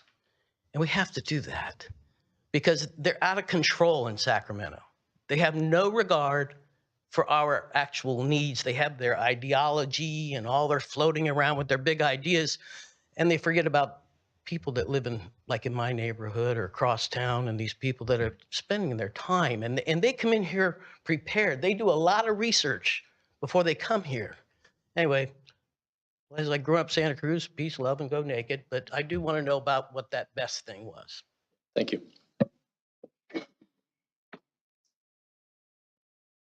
I was hoping we would never have to have this discussion again, but I'm glad at least you're listening. We all know a whole lot about lithium-ion storage, and we also know that anything that's built anytime soon is going to be that same old nasty bunch of chemical waste. Much was mentioned about AB, I believe it was 205, where a entity can just go to the state and force through whatever they want to do. Okay, I've lost every fight I ever fought, but I still fight them. Why does the city of Vacaville go ahead, do like the county did, declare a moratorium, and then if you have to fight it, fight it? Because we don't want to live amongst chemical waste. And I don't think you guys want to either. Fight it.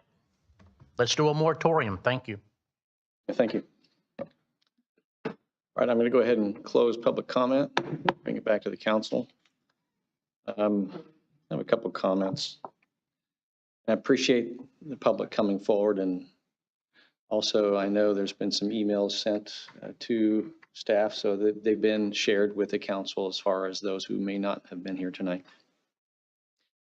And it is true, the closest form of government is locally. I find it interesting that we had an interesting evening so far. We're talking about housing, we're talking about water, and we're talking about energy. And some of this continues to come from Sacramento. And there's a lot to be learned here, and we've been through a lot as a community this last year. And I appreciate that the ask was to bring a moratorium, not a ban. This is a moratorium. I'm thankful that the council, this is my views, that L&T is doing research for that, which is the best for the city of Vacaville and working with staff. Earlier discussion was about infill. Here we are talking about the Northeast growth area. And where do we have to grow except for the very direction that seems to be the location that everyone is wanting to come after? Not necessarily our best use when we're trying to put together specific plans for our future. I did my own homework. I appreciate some of the information that was shared. It was shared before we had the best in January. I wasn't here on the council when Corby was presented in front of this council. What I do find interesting is when you start realizing, well, where is the money going? We have been in a discussion about MCE last year, Marine Clean Energy. Well, interestingly enough, Clean Power San Francisco is a community choice aggregate. It provides the energy under the San Francisco PUC, which is a department within the city county government of the city and county of San Francisco. They're the ones that signed the contract with Corby. They say in their report that the buyer is the city and county of San Francisco acting by and through its Public Utilities Commission, Clean Power San Francisco. The seller is Corby. This is to obtain final and unappealable permits required for the start of construction August 1st, 2024. They heavily redact to an individual looking for information, yet that they go out on their website and they brag about a 300 megawatt facility. And they, not my words, their words, in the city of Vacaville, not the unincorporated. And a little research is, whether it is or it isn't, it is in our growth area. It's in our urban boundary of influence and where we would be annexing. We may have to fight AB 205. But the reality is I would like to send a message to Sacramento that first and foremost, even if it's the city of San Francisco, that they're desiring for their own energy benefit to put something in the city limits of our city, how would they feel if we were to decide to put our energy needs in downtown San Francisco? But this is through a CCA. This is the world we're in right now, and Vacaville is a prime location. And this is our Northeast growth area. I'm not against looking at our energy independent. I'm very excited to hear what staff can do. My view is I'm in support of option 4 with a properly noticed meeting so that we can push it far enough out so we can be informed through the L&T study. And it's just interesting how that there is a contract between the city and county of San Francisco with Corby, and it's their intent to build a 300 megawatt energy storage. I know they have more than one property, but the one is in the city limits of Vacaville, or at least that's my understanding of as of today. So that is my opinion, and that's my position. And I see some lights, and so I'm not ready to make a motion yet, but Councilmember Stockton. Couldn't have said it better, Mr. Mayor. I support option 4. I think that we need to give these people some peace of mind. They've spent a lot of sleepless nights with the Menard project. They rallied like I have rarely seen anyone rally behind an issue in our community. And I think this is a way that we can move forward responsibly and respectfully for our constituents. Councilmember Roberts. Yeah, same thing. I'm in favor of option 4 is what's written in the staff report to temporary moratorium until L&T can present their findings to the council. Councilmember Silva. Thank you. So I'm not sure what's going on tonight. It just feels like the the whole mood and tone vibe of this council meeting tonight is like to just attack the state. And that kind of concerns me because to me, it just feeds this fear mongering to a point. It concerns me because it creates this division in our community. This Bernard would never got that far if the certain amenities weren't on that list that somebody advocated for from this council. So currently, my understanding is we don't have a policy that will allow battery storage. A moratorium, in my opinion, sounds like it's a false sense of security that makes us feel good. And it's another way that I feel that sometimes some folks go by emotion and play with people's emotion. And that bothers me a lot. If we implement a moratorium, I'd live with 4. I could live with 4, but to me, there's a whole process that's involved in more city staff time. And if we implement a moratorium, there's nothing to stop the state that we're pointing out that is taking away local control. There's nothing to stop them from implementing whoever's developer wants. Right. So to me, that alone right there just tells us like this moratorium is giving us this false sense of security.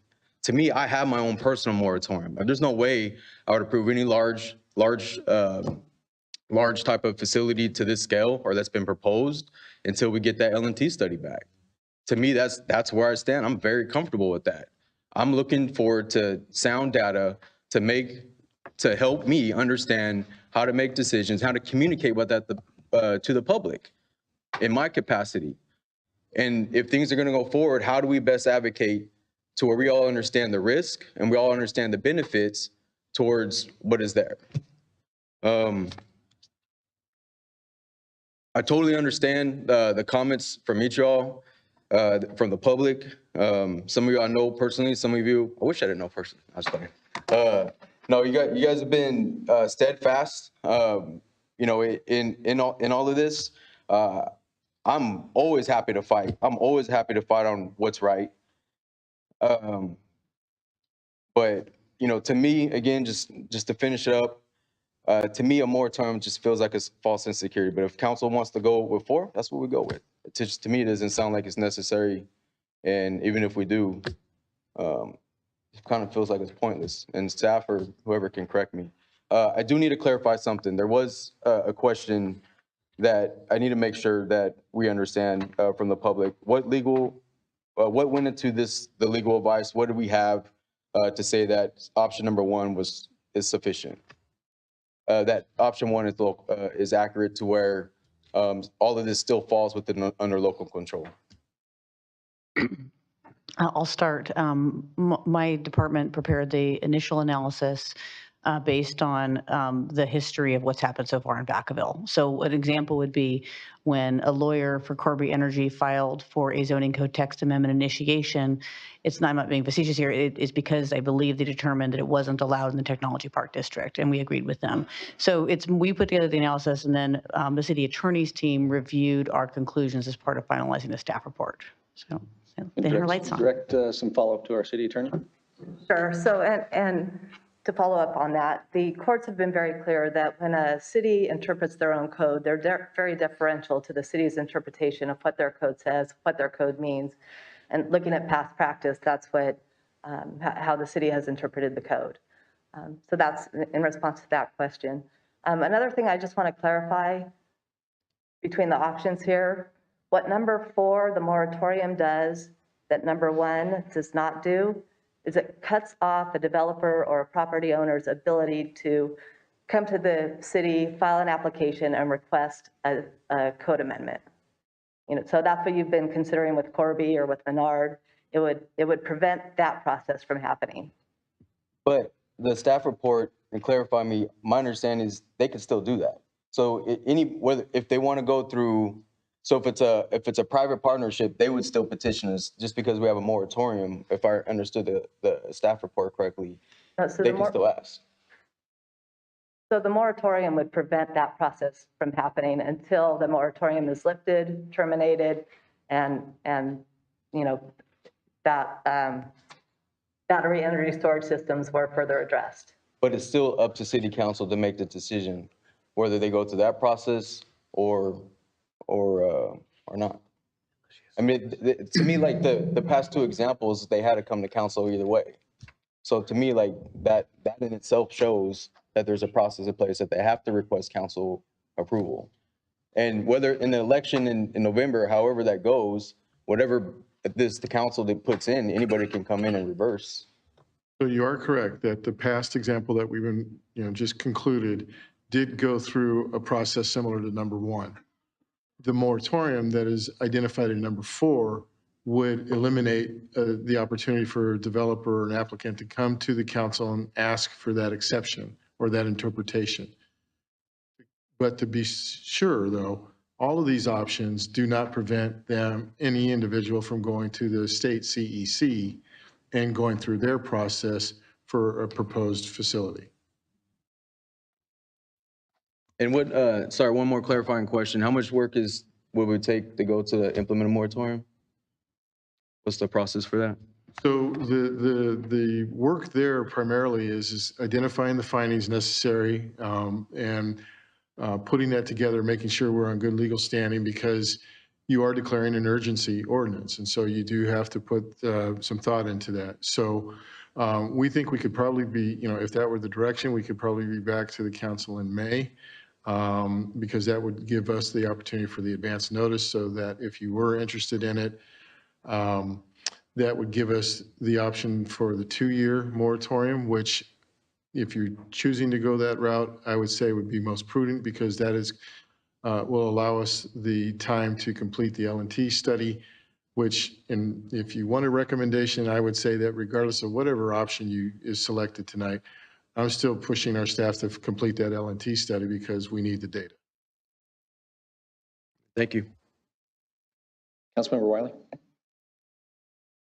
I have much the same thought as Councilmember Silva just mentioned. The reason we're in this place is because in 2015, when this code was written, this hadn't been an issue at the time.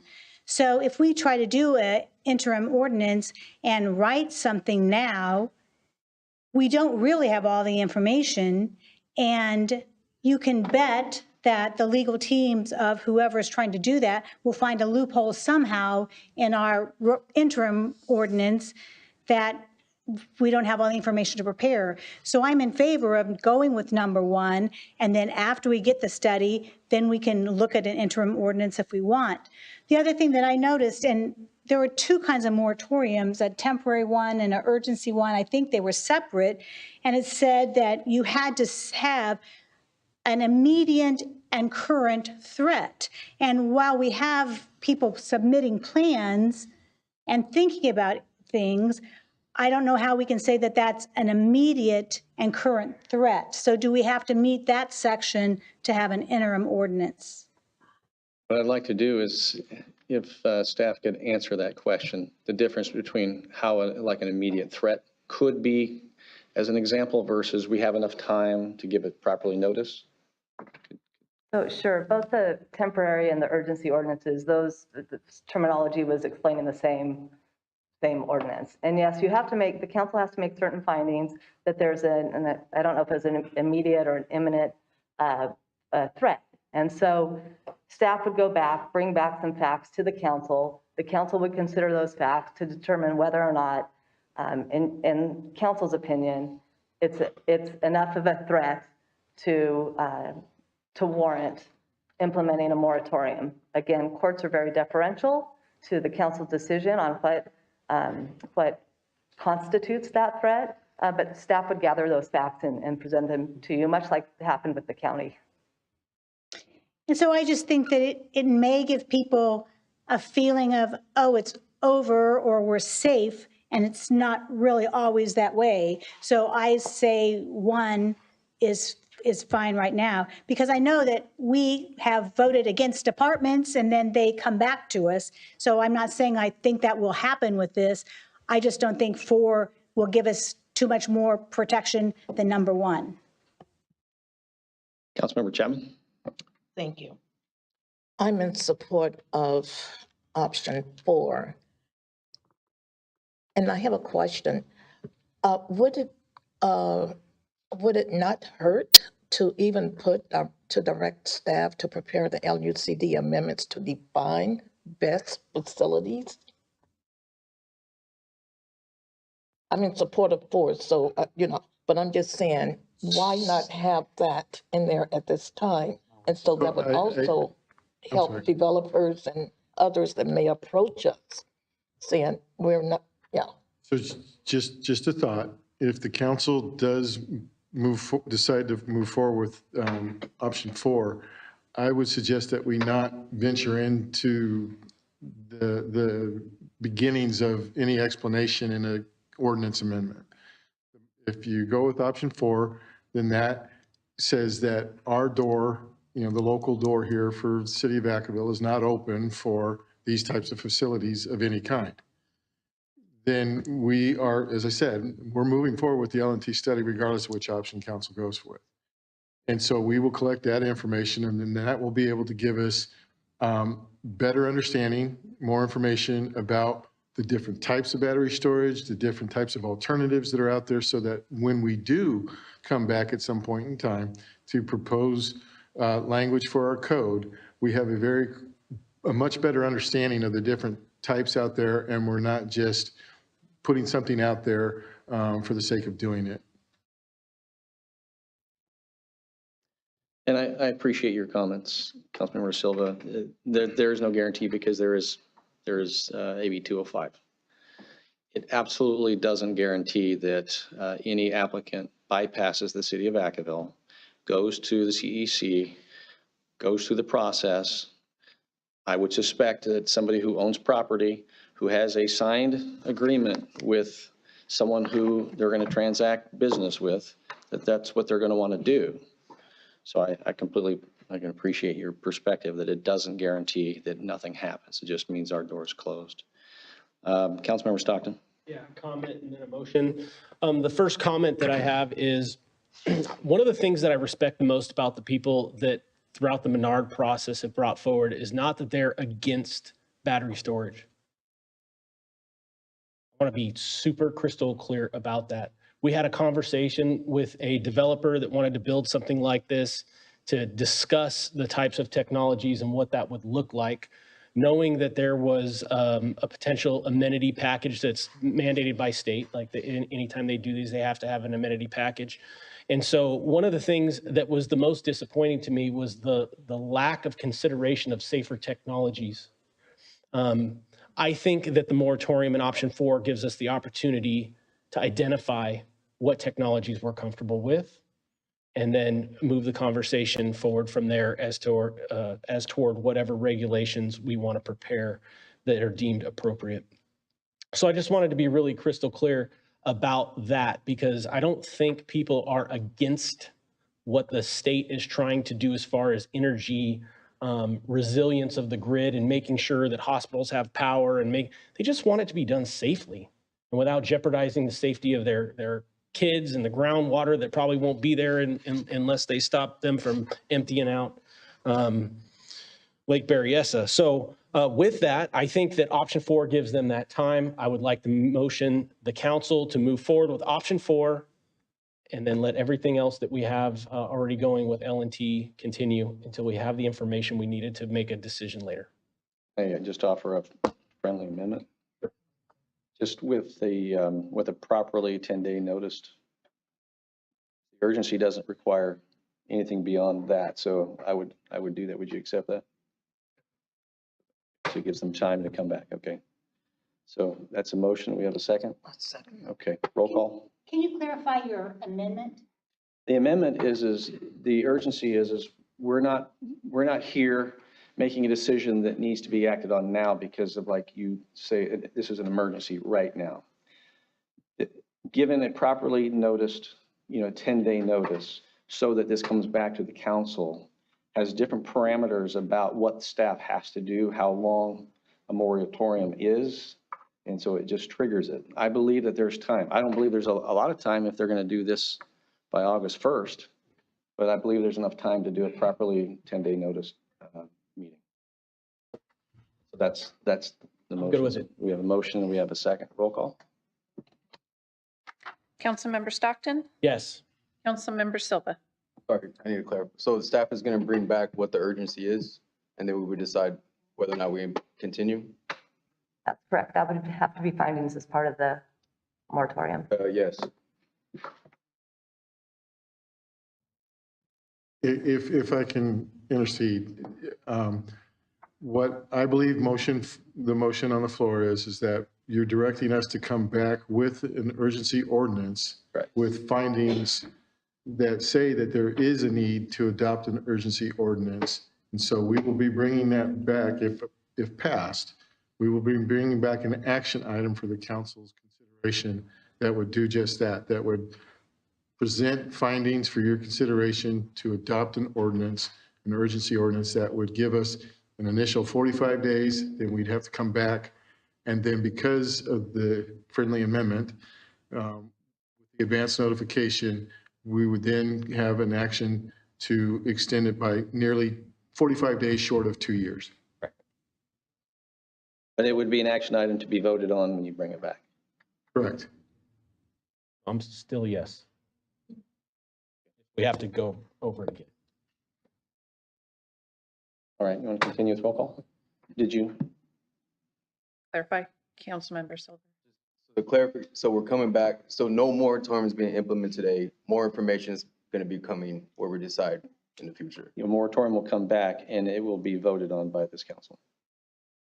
So yes. Councilmember Chapman? Yes. Councilmember Roberts? Yes. Councilmember Wiley? No. Vice Mayor Ritchie? Yes. Mayor Carley? Yes. All right, so thank you very much. It's not meant to be contentious, but I appreciate your comments. Item D. Okay, Mr. Mayor, Vice Mayor, members of the City Council, you were looking for something positive and upbeat. I think we found it. This is an action from our Public Works Director, Brian McLean, who's going to share with you a proposal for us to get involved in the highway landscape maintenance business. So with that, I will turn it over to Mr. McLean. Thank you, Mr. City Manager. Good evening, Mr. Mayor, Vice Mayor, and City Council. Tonight for Council's consideration is a recommendation to transition the landscape maintenance responsibilities around certain highway interchanges within the City of Vacaville from the California Department of Transportation to the city. The California Department of Transportation, Caltrans, is responsible for the landscape maintenance of highway interchanges, those on-off ramps around our city. Unfortunately, these interchange sites are devoid of color and visual appeal. For the past several years, the city has tried mightily to encourage and request Caltrans to do more to enhance these areas. We've been told by Caltrans on multiple occasions they simply do not have the capacity or the funding to implement the improvements that the city desires. So, with no change in the state of affairs in sight, the department set off in a new direction, one where the city would take on the responsibility of the landscape maintenance of these interchange sites with the goal of beautifying these important entry-exit points within the city of Vacaville. In the spring of 2022, Public Works met with our Economic Development Department Director to identify the primary sites of most concern and potential for greatest impact to the community, those sites that we could improve. The 6 identified sites are Leisure Town Road, Allison Drive, Hickory Lane, Davis Street, Alamo Drive, and Merchant Street. Here are those sites in an aerial view of the city of Vacaville and then goldenrod circles. And here are those 6 sites as we generally see them most of the year. Certainly not visually appealing and not to the standards of the city of Vacaville. Subsequent to identifying these interchanges of most concern, staff reached out to Caltrans related to the ongoing high occupancy vehicle lane project currently underway on Interstate 80. And we found that in the fall of this year, Caltrans intends to perform landscape maintenance improvements to 3 interchange sites, including Allison, I-505, and Leisure Town Road. And those are marked in the blue circles on this map. So, with Caltrans landscape improvements now known, our list of interchanges of most concern can be seen here as represented under the Phase 1 column. Those 4 interchange sites, one more time: Hickory Lane, Davis Street, Alamo Drive, Merchant Street. At a later time, the city could again work with Caltrans to transition the landscape maintenance responsibility of these 3 remaining interchanges to the city. The thought here is to let Caltrans do the implementation of their maintenance upgrades, get those in place, and then at a later time, we potentially, if council directs so, could entertain and bring back to council for consideration the expansion of these 4 proposed sites tonight to 3 more additional sites. Doing so before the plantings that Caltrans puts in this fall go to weed.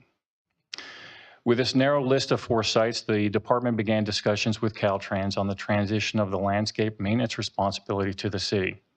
And finally, in February of this year, 20 months later, Caltrans agreed to the landscape maintenance transition. To memorialize this agreement, an amendment to an existing 1994 freeway maintenance agreement was developed. Concurrent to the engagement of Caltrans on this effort, the department contracted a certified landscape architect to develop landscape improvement plans for these sites using Caltrans specifications. Here are those landscape improvements, better seen in the staff report. The plantings are tiered from low to high as you move away from the roadway, enhancing the depth of those landscaped areas. And a variety of Caltrans approved plant species and colors have been incorporated into the plans.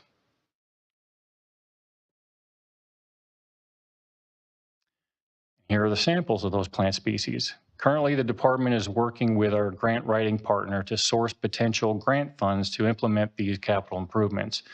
We estimate the work for these improvements to be approximately $450,000. Additionally, the department is working with our community development department partners as it relates to the city's efforts to initiate an electronic freeway billboard signage program, the revenues of which could be used to offset the cost of these capital improvements, as well as the ongoing annual maintenance of these particular sites. As for the environmental, fiscal, and strategic, this item is exempt from CEQA. The fiscal impact is $12,000 in Measure M funding to cover the cost of the maintenance for the remainder of the fiscal year.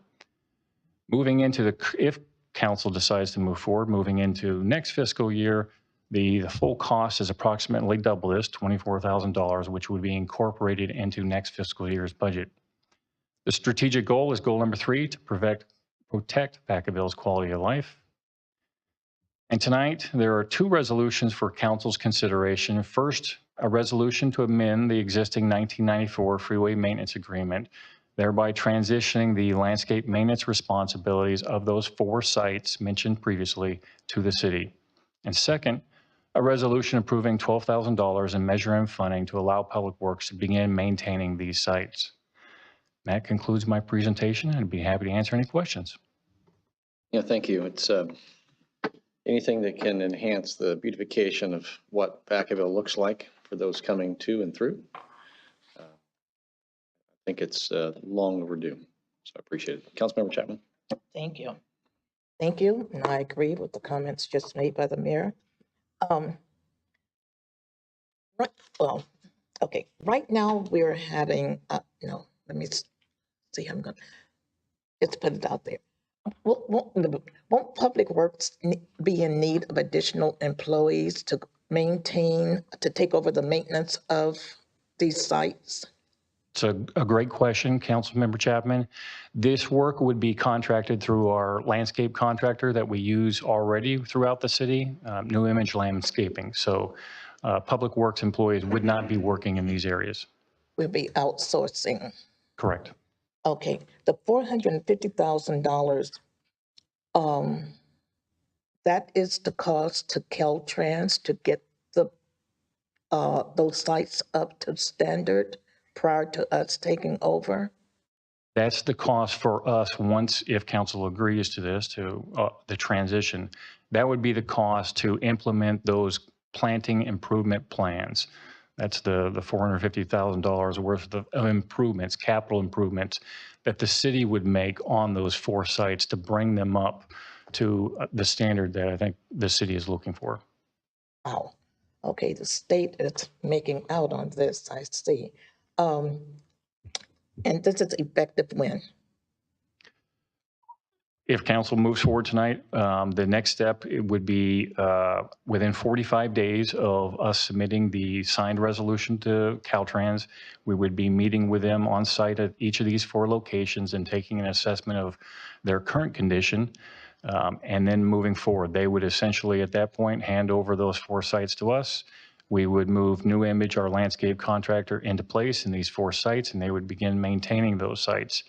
As to the improvements themselves, that's going to take some time. We're in the process of trying to source the grants or grant funding that will allow us to be able to make those improvements. And as I mentioned previously, we are working with our community development partners related to the freeway billboard signage program that they're working on. The revenues that come from that program could potentially be used to make these improvements happen, and then also continue the landscape maintenance, the annual cost to keep those plantings in place. Good luck with the grant finding. Councilmember Roberts? Yeah, appreciate the information. Do have one question. So part of it happened before I was even on council. This is back like 2016, 2017. Caltrans has their Adopt a Highway program, which includes freeway on and off ramps.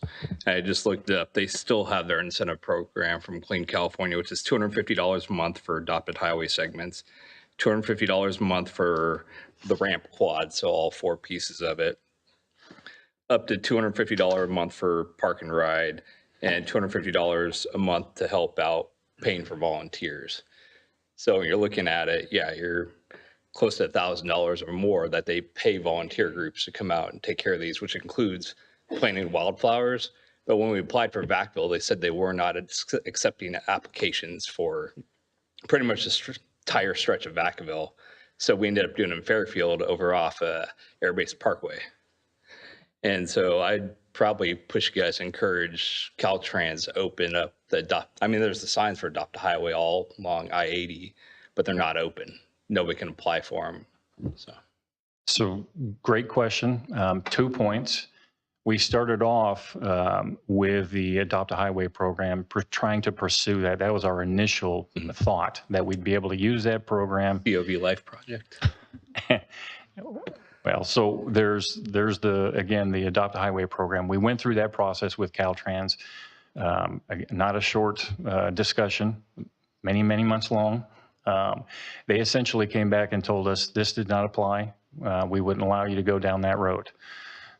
So that was done. And then on their Clean California, the grant, we also tried to pursue that with our grant writing partners from California Consulting. And that didn't pan out because none of the sites that we have throughout the city of Vacaville lie within the communities of concern areas that are very strategically, isolated in the city. And so that grant funding was out of our reach. So this was the kind of the third and final, position. And as I mentioned, previously in my slide deck here, we have been after this for a long time. These areas are, frankly, when I showed them photos of that, these are the sites that we're looking to take over and perform the maintenance of them. They were a bit aghast that that we would want to do that because they were in such good shape. So there's a difference in terms of the bar, and that's when the department said, okay, this isn't working. We need to do better because this isn't what Vacaville wants. This is not how we want to see our city. And so we went down the road of, okay, let's start talking about, an amendment to our existing freeway maintenance agreement. So, yeah. Do you know the reason why they're not accepting applications for Vacaville? Because Fairfield does. I know they do mile-long stretches of road along the highway. They have the signs up saying, hey, call this number if you want to adopt this section of highway. And then when you apply, they tell you no. I would love to be able to tell you that. I have no idea. Right. Maybe I'll go bug them some more and see if they'll open it back up. Mr. Senior Manager, do you have a comment? Yeah, the other thing that I just want to add to this is and this is kind of goes back to when I tasked Brian with this task, because the other thing that occurred at the state level, not to bash the state, but they set new legislation that took effect at the beginning of January last year when they identified that their maintenance resources would be dedicated to cleaner highways in certain portions of California. They identified all the different counties and the cities in there, and identified only 5 counties, which are primarily located in Southern California, to be the recipient of dedicated funds from Caltrans for maintenance. And so when I saw that, this is just going to be an ongoing problem. There would be no solution. There would be no help from the state in that regard. And so having worked in other jurisdictions where we kind of were able to take control of our own destiny, I tasked Brian with doing that, and I'm very grateful that he was successful, because if not for us jumping in there, we wouldn't be able to rely on any outside assistance to complete that. Vice Mayor Ritchie. Thank you so much. Actually, it's going to segue off the city manager's comment. I was very happy earlier when I talked to him about this. This has been something we've been talking about for years. Is like the on-ramp, off-ramp, that's a gateway to our city. That is like the front doorstep, like curb appeal. I mean, it looks like a hot mess. And we have an amazing city full of amazing people. Our public works does an amazing job of keeping the city clean, the Lamps and Light District. Once you get into the city, it's safe. I mean, it's amazing because of the public safety that people are here, but it doesn't reflect Vacaville. It looks like a hot mess. And some of the exact same cities he's referring to, who I was talking to city manager, as you drive down to I'll name the cities, like Newport Beach. You know when you're there, you pass by Long Beach, Seal Beach, and you arrive, and it's beautiful. It's a gateway to their city. You know when you pull off, because it's manicured and beautiful. That can be Vacaville. And there's certain cities that the way the on-ramps let you know you're there, it's very welcoming, and we deserve that. 450, I don't know how we can negotiate, grind them, put them in a room, lock the door. But I mean, we got to figure it out. That's a lot of money. I mean, maybe get a bid to compare, but if we can't, I would at least want to stress that they can use the local nurseries. I mean, we have a lot of local nurseries here, either in Vacaville, there's some right outside by Dixon. Support local, $450,000 worth of bark, cobblestones, rocks, cement, plants. If they can buy it local, do not ship it in somewhere else and just plant in our backyard. I mean, I want to make sure that we can do as much as we can for our community as we try to make our community better. So just please stress to them that we need to take the effort to buy it local. Councilmember Wild. Thank you very much. This looks great. One question I have is there irrigation at all these locations, or do we have to add the irrigation? That is part of the $450,000. Some of the irrigation is working, some of the irrigation is missing or MIA. So we've got to get out there and really do some digging to repair some of the areas that again, frankly, that Caltrans let go.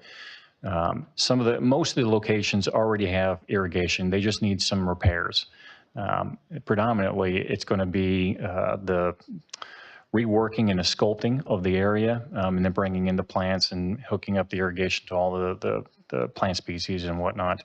It's a lot, $450,000 is nothing to sneeze about, but being at the top of in the leader's seat in Public Works, I'm seeing a lot of these kind of costs come through. Inflation is taking a toll on our projects. I mean, it is eating away, and some of that 450 is the anticipation of that inflation, being played in over the next year. So we're adding those kind of costs in there so that we can try to get a jump on this. What we don't want to do is keep coming back to council and asking for additional funds. And then when it was working with Caltrans, then it's on the city water bill, or is it not? I mean, is this a big addition to the city water bill when it's working? And then my second question is, so New Image is going to maintain it, but they're not going to put it all in, are they?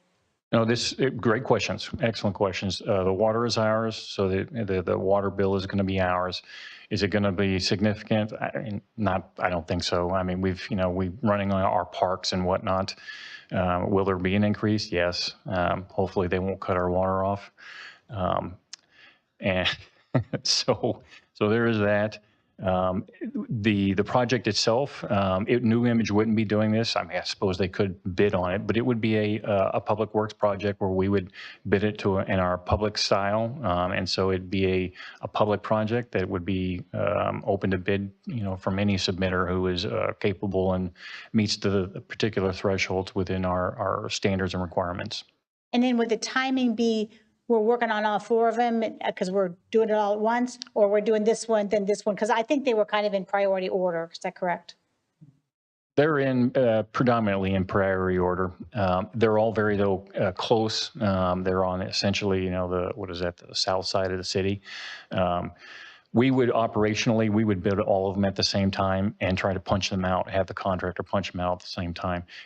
That's where cost gets, a driving factor. If we have them mobilize and demobilize from one site and then go to another, we want them to hit them all. So when we do this, it will be, there will be some disruption, and we'll have to work with Caltrans on the various permits that we need. We're not done. We need to go through and do the bid, get the permits, and then there's additional safety training that we've got to send New Image and all of their staff through, pursuant to Caltrans recommendations and requirements on various safety elements on entering and exiting and utilizing the space in a safe way. Well, that's one thing that struck me when seeing those pictures. I mean, we don't want to put big trees there because then that's going to be a visual thing. So I knew that there would be a lot of, restrictions on what you can put. So, and native plants when possible. Thank you. Bet. Open it up to the public for comment. Seeing none, I'll bring it back to the council. Councilmember Silva. I was going to say I'm excited to see this move forward. Like I was mentioned, we've been talking about this for quite a while. The curb appeal or highway appeal is something that you can see in other areas, not just in the state, but throughout the nation, that absolutely does bring value to those communities. So I'm looking forward to improving I'm looking forward to improving our city. So I'm going to motion to approve. So to approve both resolutions? Yes. Motion and a second. All in favor? Aye. Opposed? Motion passes. Thank you. I'm sure that will get attached to a funding source, but let's make Vacaville beautiful. All right, with that, reports to the city manager. Have none this evening. Thank you. Okay, reports to the council. Councilmember Chapman. Thank you. One of my new committee assignments, we met last week, CAC, the California Advisory Council. Very informative. I learned an awful lot. They're doing great things over at CMF and CSP Solano. Yeah, CSP. Yeah. Both. Yeah. 2 prisons. But anyway, it was about 10 in attendance at the meeting. They give their reports from the various departments. And I was very impressed. And they're going to be in need, I guess, a couple of years ago around COVID. They had about 1,000 individuals to volunteer for one of their projects that they were doing for the incarcerated.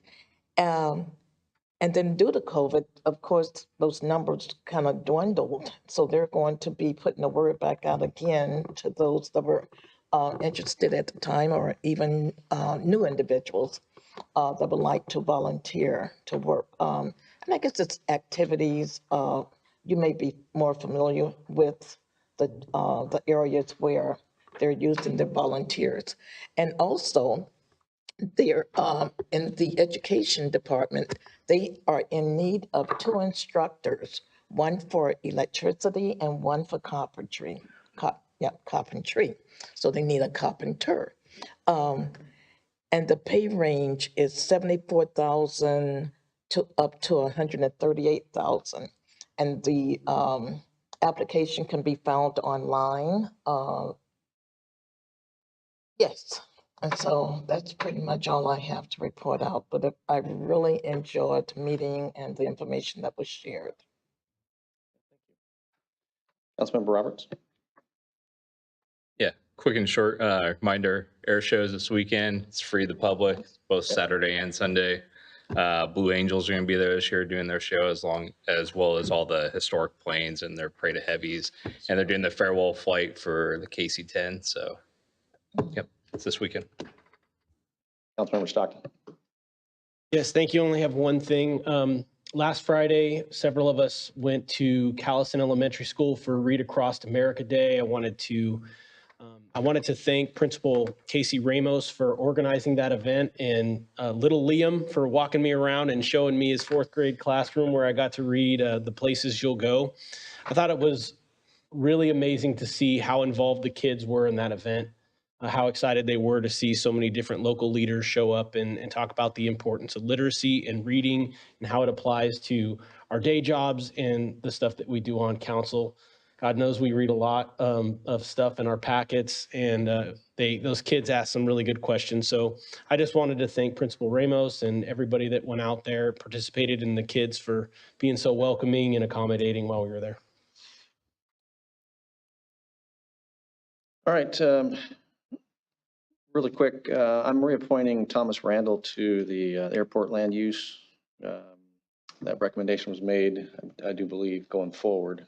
I met with him, so that'll be a recommendation that has to go to on their agenda. So that recommendation has been made. Tomorrow morning is State of the City at the Opera House. I do it annually, so if you're available, please come. And it's not open to the public, though. It will be televised. It'll be recorded. So the event is actually sold out. It's a Chamber of Commerce event. Table tickets have been sold out, but our actual State of the City will be recorded and put on our website later. I knew you'd clean that up. So with that, we're going to be going into closed session tonight, and there will be nothing to report out. Good night, Vacaville.